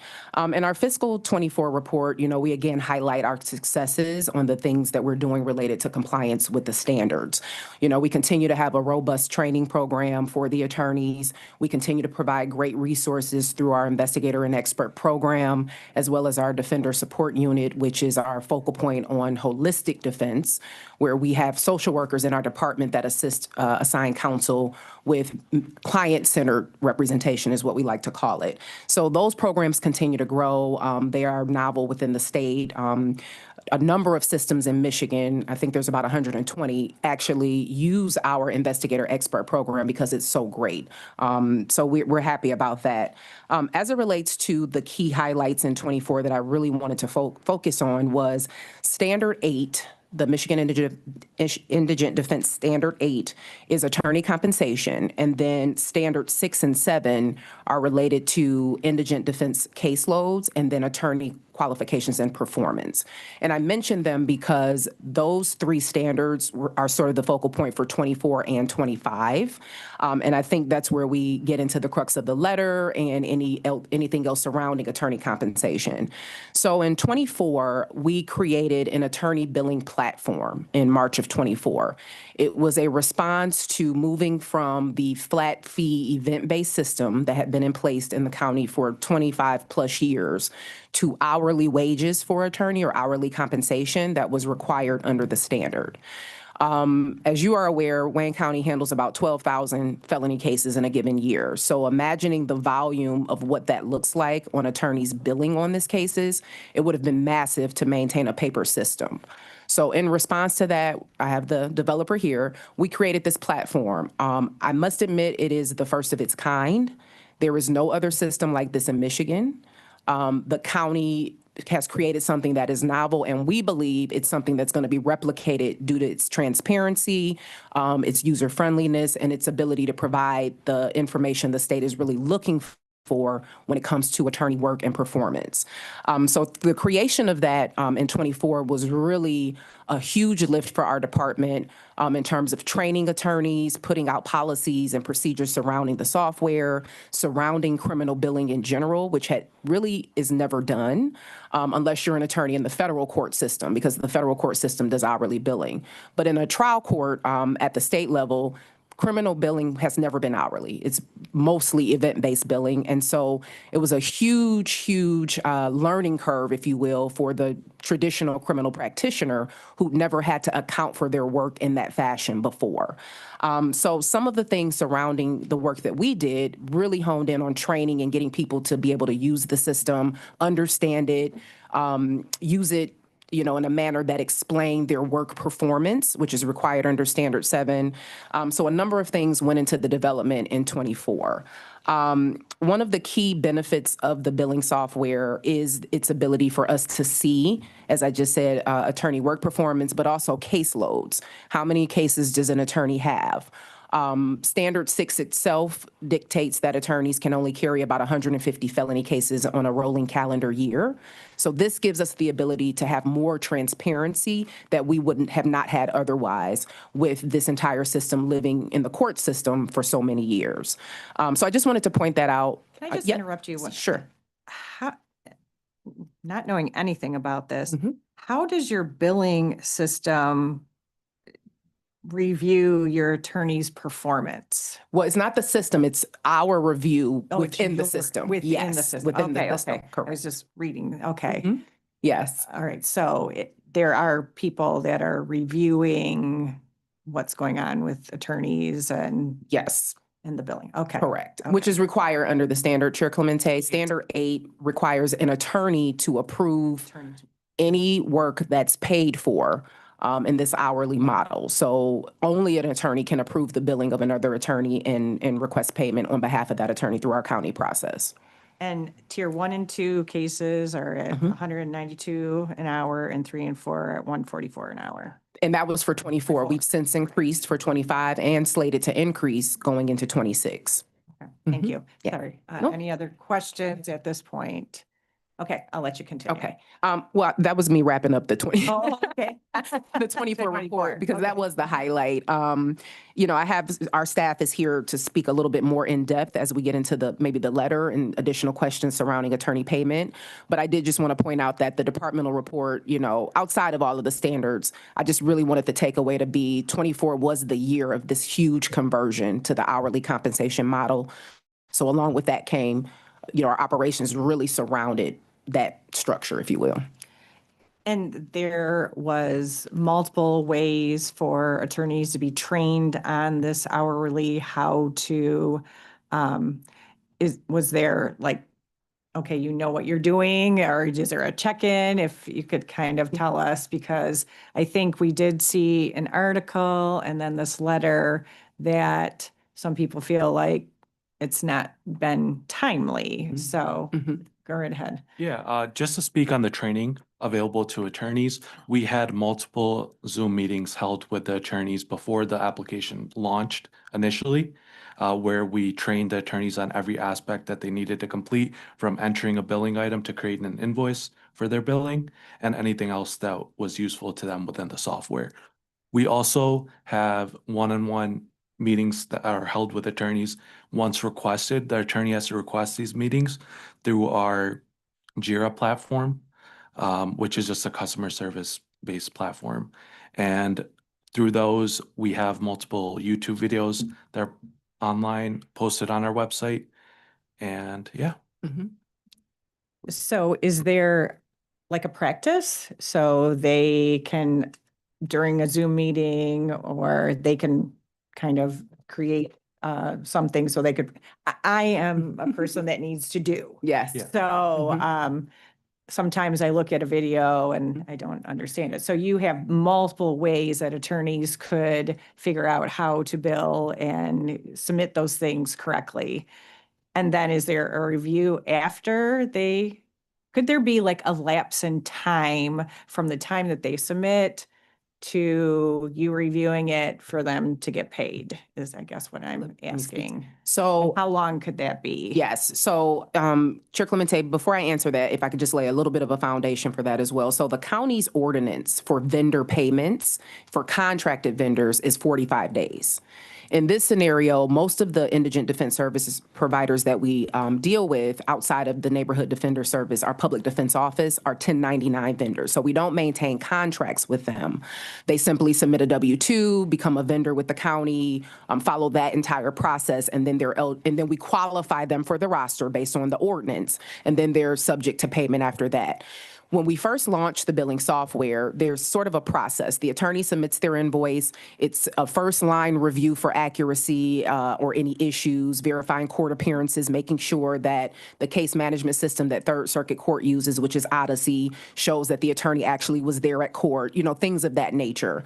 And then once that's reviewed, it's passed along to an attorney, Angela, and attorneys in our department for their review.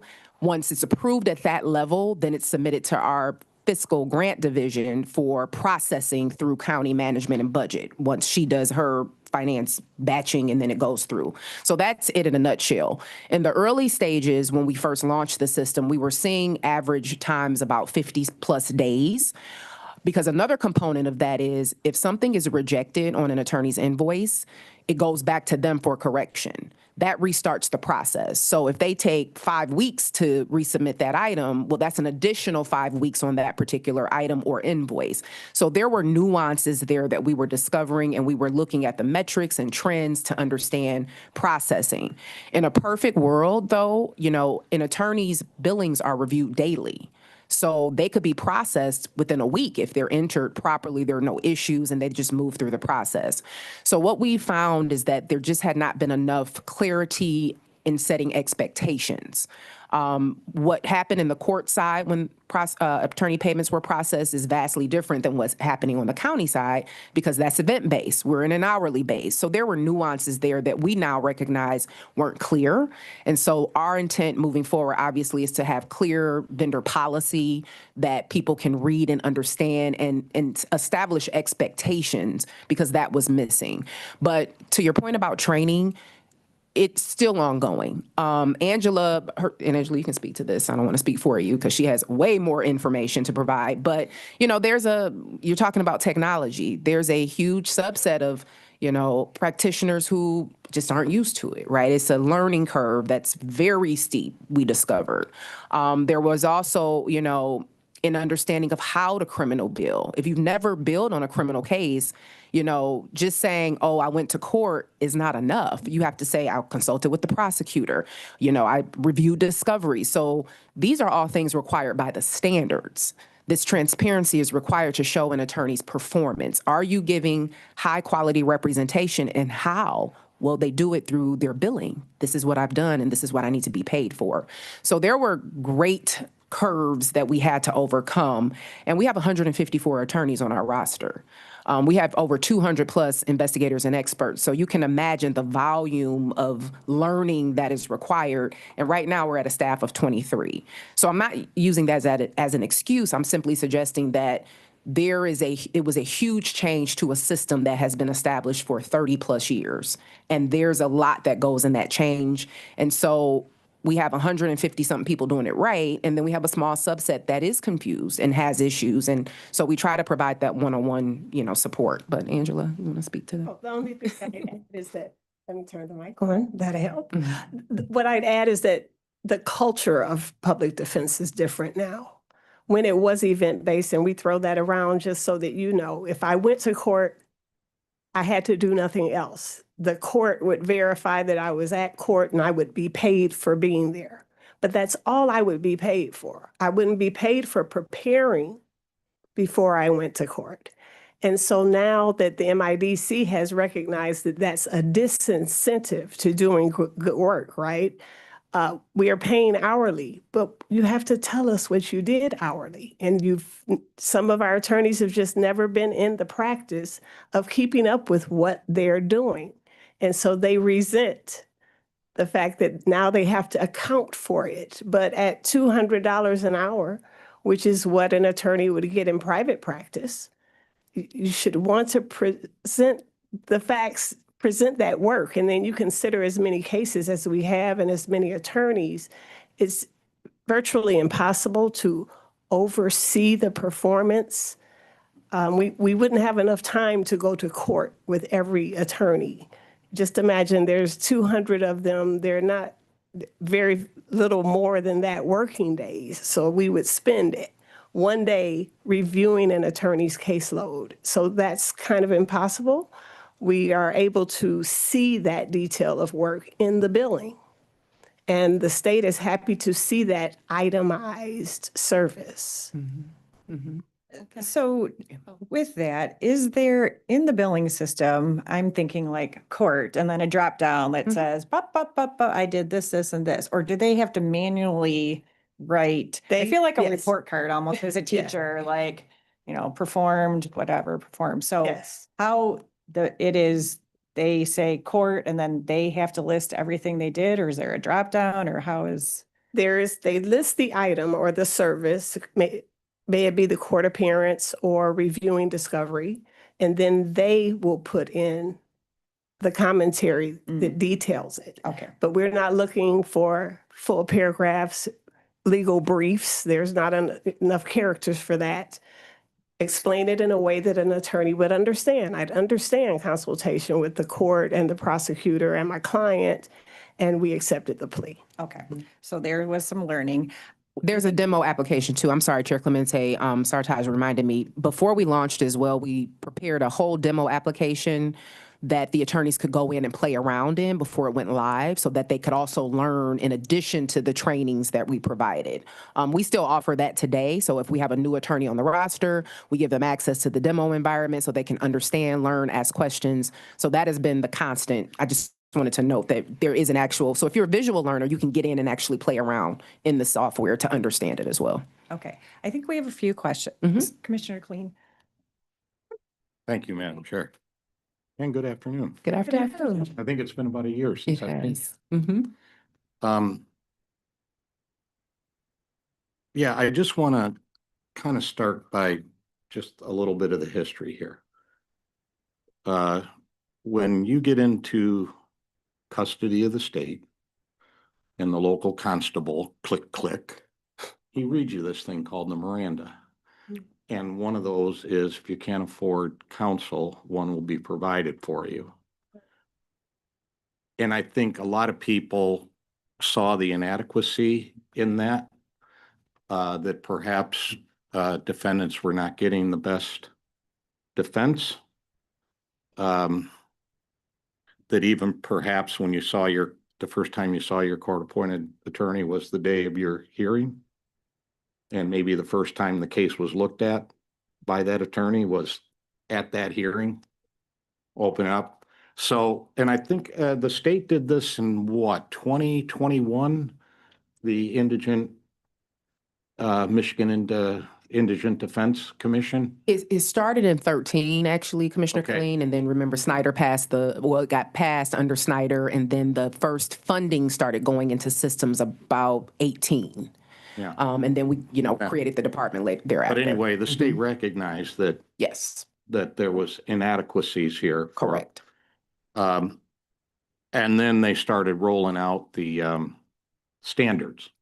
Yes.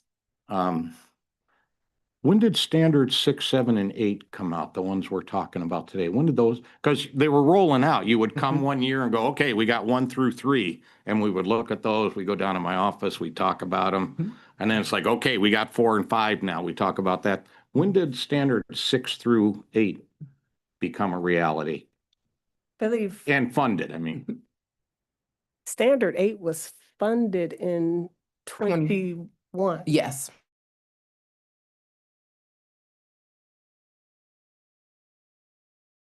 To implement hourly billing because we didn't have our own system. And the county department for indigent defense, when was that created again? That was in 21. We became a department in 21. That's what I'm thinking, right? For the county, it's a relatively new department, recent event that we had that. But I just think for some of the background for, and has there was a formula or how much the county and how much the state put into this. Has that formula changed at all since there was some discussion of that 3 or 4 years ago, that it would be creeping that the state would slowly back out as we slowly added more dollars to. Has that formula changed at all? No, it has not changed, and the dollar value hasn't changed either. Okay, well, that could be a good or a bad thing. Right. I think that's the real question. It stays around $7 million. It has not moved. It's supposed to. So your change- ability then to pay psychiatrists, right? This is stuff that indigent defendants never had Correct. Right. prior to this. Are you seeing some stress on, given the funding, on your ability to hire expert witnesses? No, Okay. no. That program, Okay. Commissioner Colleen, is robust. We, Okay. you know, people are chomping at the bit to be an expert or, Yeah. you know, in cases. So no, not at So all. you have 154 attorneys Mhm. that have signed up for this. How different is that? Because there was a list for attorneys that would sign up for indigent defense Mhm. prior to you guys being around. How well staffed do you feel 154 attorneys are for covering what we need to cover without giving everybody 40 cases a week? I think that 150, if all of the attorneys were presenting high-quality trial court representation, would be sufficient. Okay.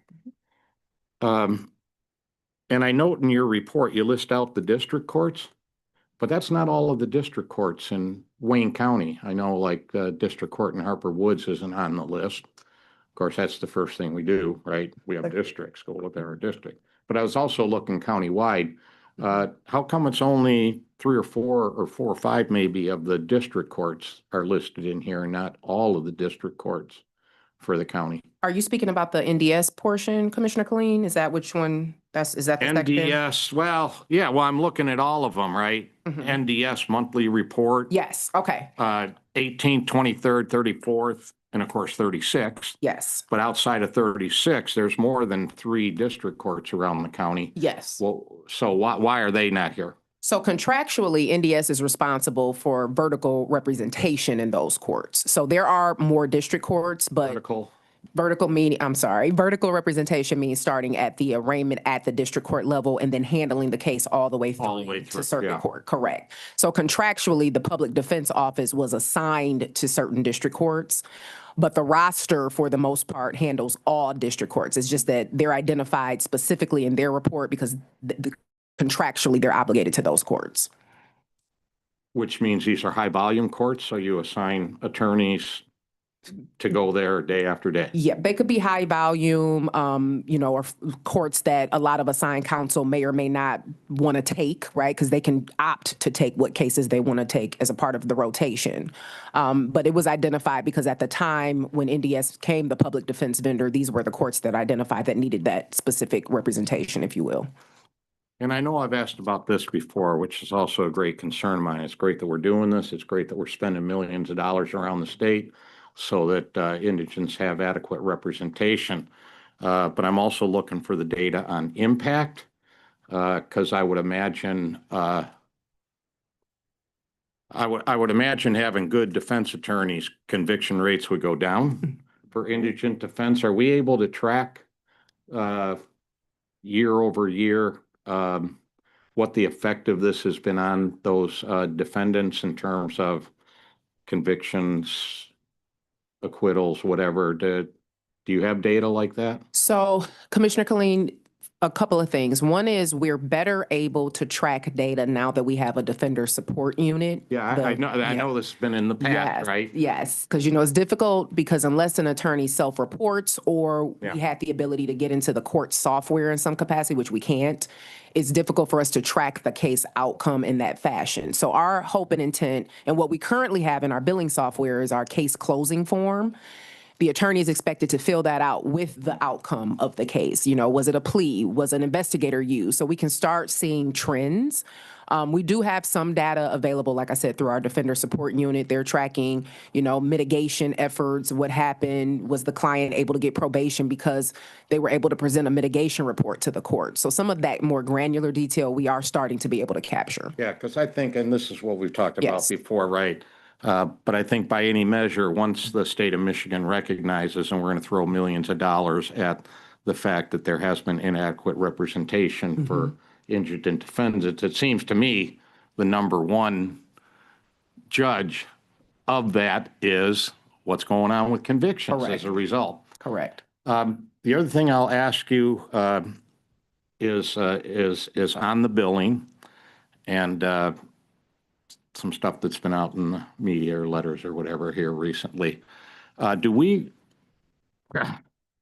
have like a business would have for like accounts payable? Do we have an aging of like when these requests come in for reimbursement, and then how long does it take for a check to go out the other? Even given all of the, because I can hear commission staff over there chuckling when you say, well, we had to send it back because this was wrong and that was wrong, and then somebody else has to sit around for a week or two and send it back to us, and then we go, oh, it's still not right. Do you have a kind of an aging like that, so you know how many?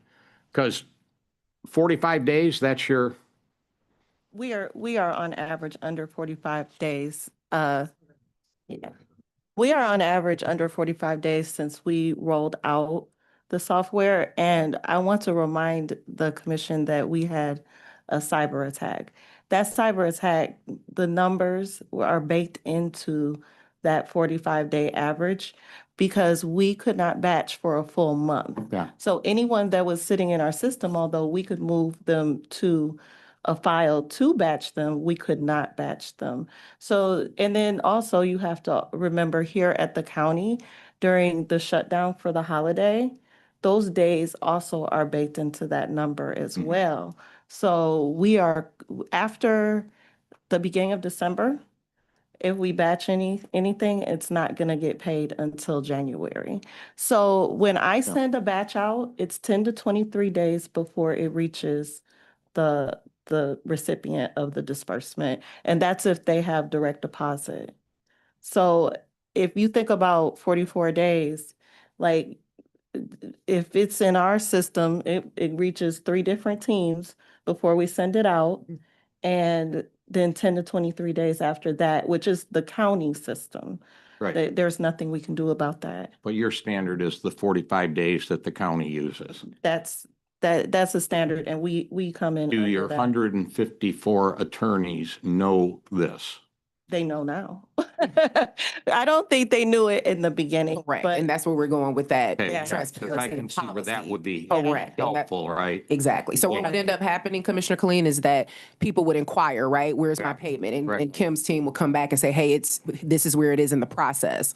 But you're absolutely right. That is why there's a big push right now to set that expectation. And, Correct. but nonetheless, you do the equivalent of aging on these Yes. things. Mhm. And you know, you can just go look it up. This is who hasn't been paid in 30 days, so. And I do want to point out, we have processed about 35,000 invoices since this started. Yeah.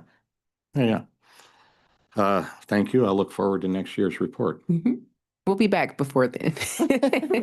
Yeah, and maybe, I don't know, because, I mean, you would come to commission committees and go, here's the first 3 standards, and we would go through them. Yes. Um, But they're all passed. They're all Yeah. in effect now. So the only thing that you'll see before commission would be our upcoming contract whenever Right. that gets finalized. But I'm And just then, thinking yeah. maybe to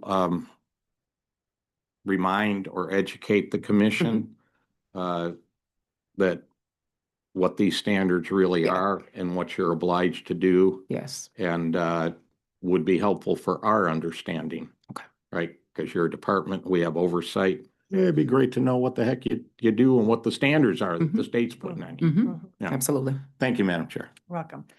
Commissioner Peterson Mayberry. Madam Chair, I move that we support item number 8 on the agenda. Do I have a second? Okay, so. Oh, is that you? Sorry, it's been a long committee. Understand. So we have a motion to receive and file number 8 and a I'm second sorry. by Receive and file. Commissioner Peterson Mayberry and second by Commissioner Wilson. All those in favor, please say aye. Any opposed? Okay, thank you very much. Thank you. Thank you. Madam Clerk, if we could move to the next item, please. F, such other matters as may be properly submitted before the committee. I know of none. Next item. G, public comments. So do we have anyone that would like to speak on Zoom? Any hands raised? There are no hands raised on Zoom and no emails were received. Okay, anyone in the audience going once for public comment? Twice? All right, public comment is closed. Next item. Adjournment.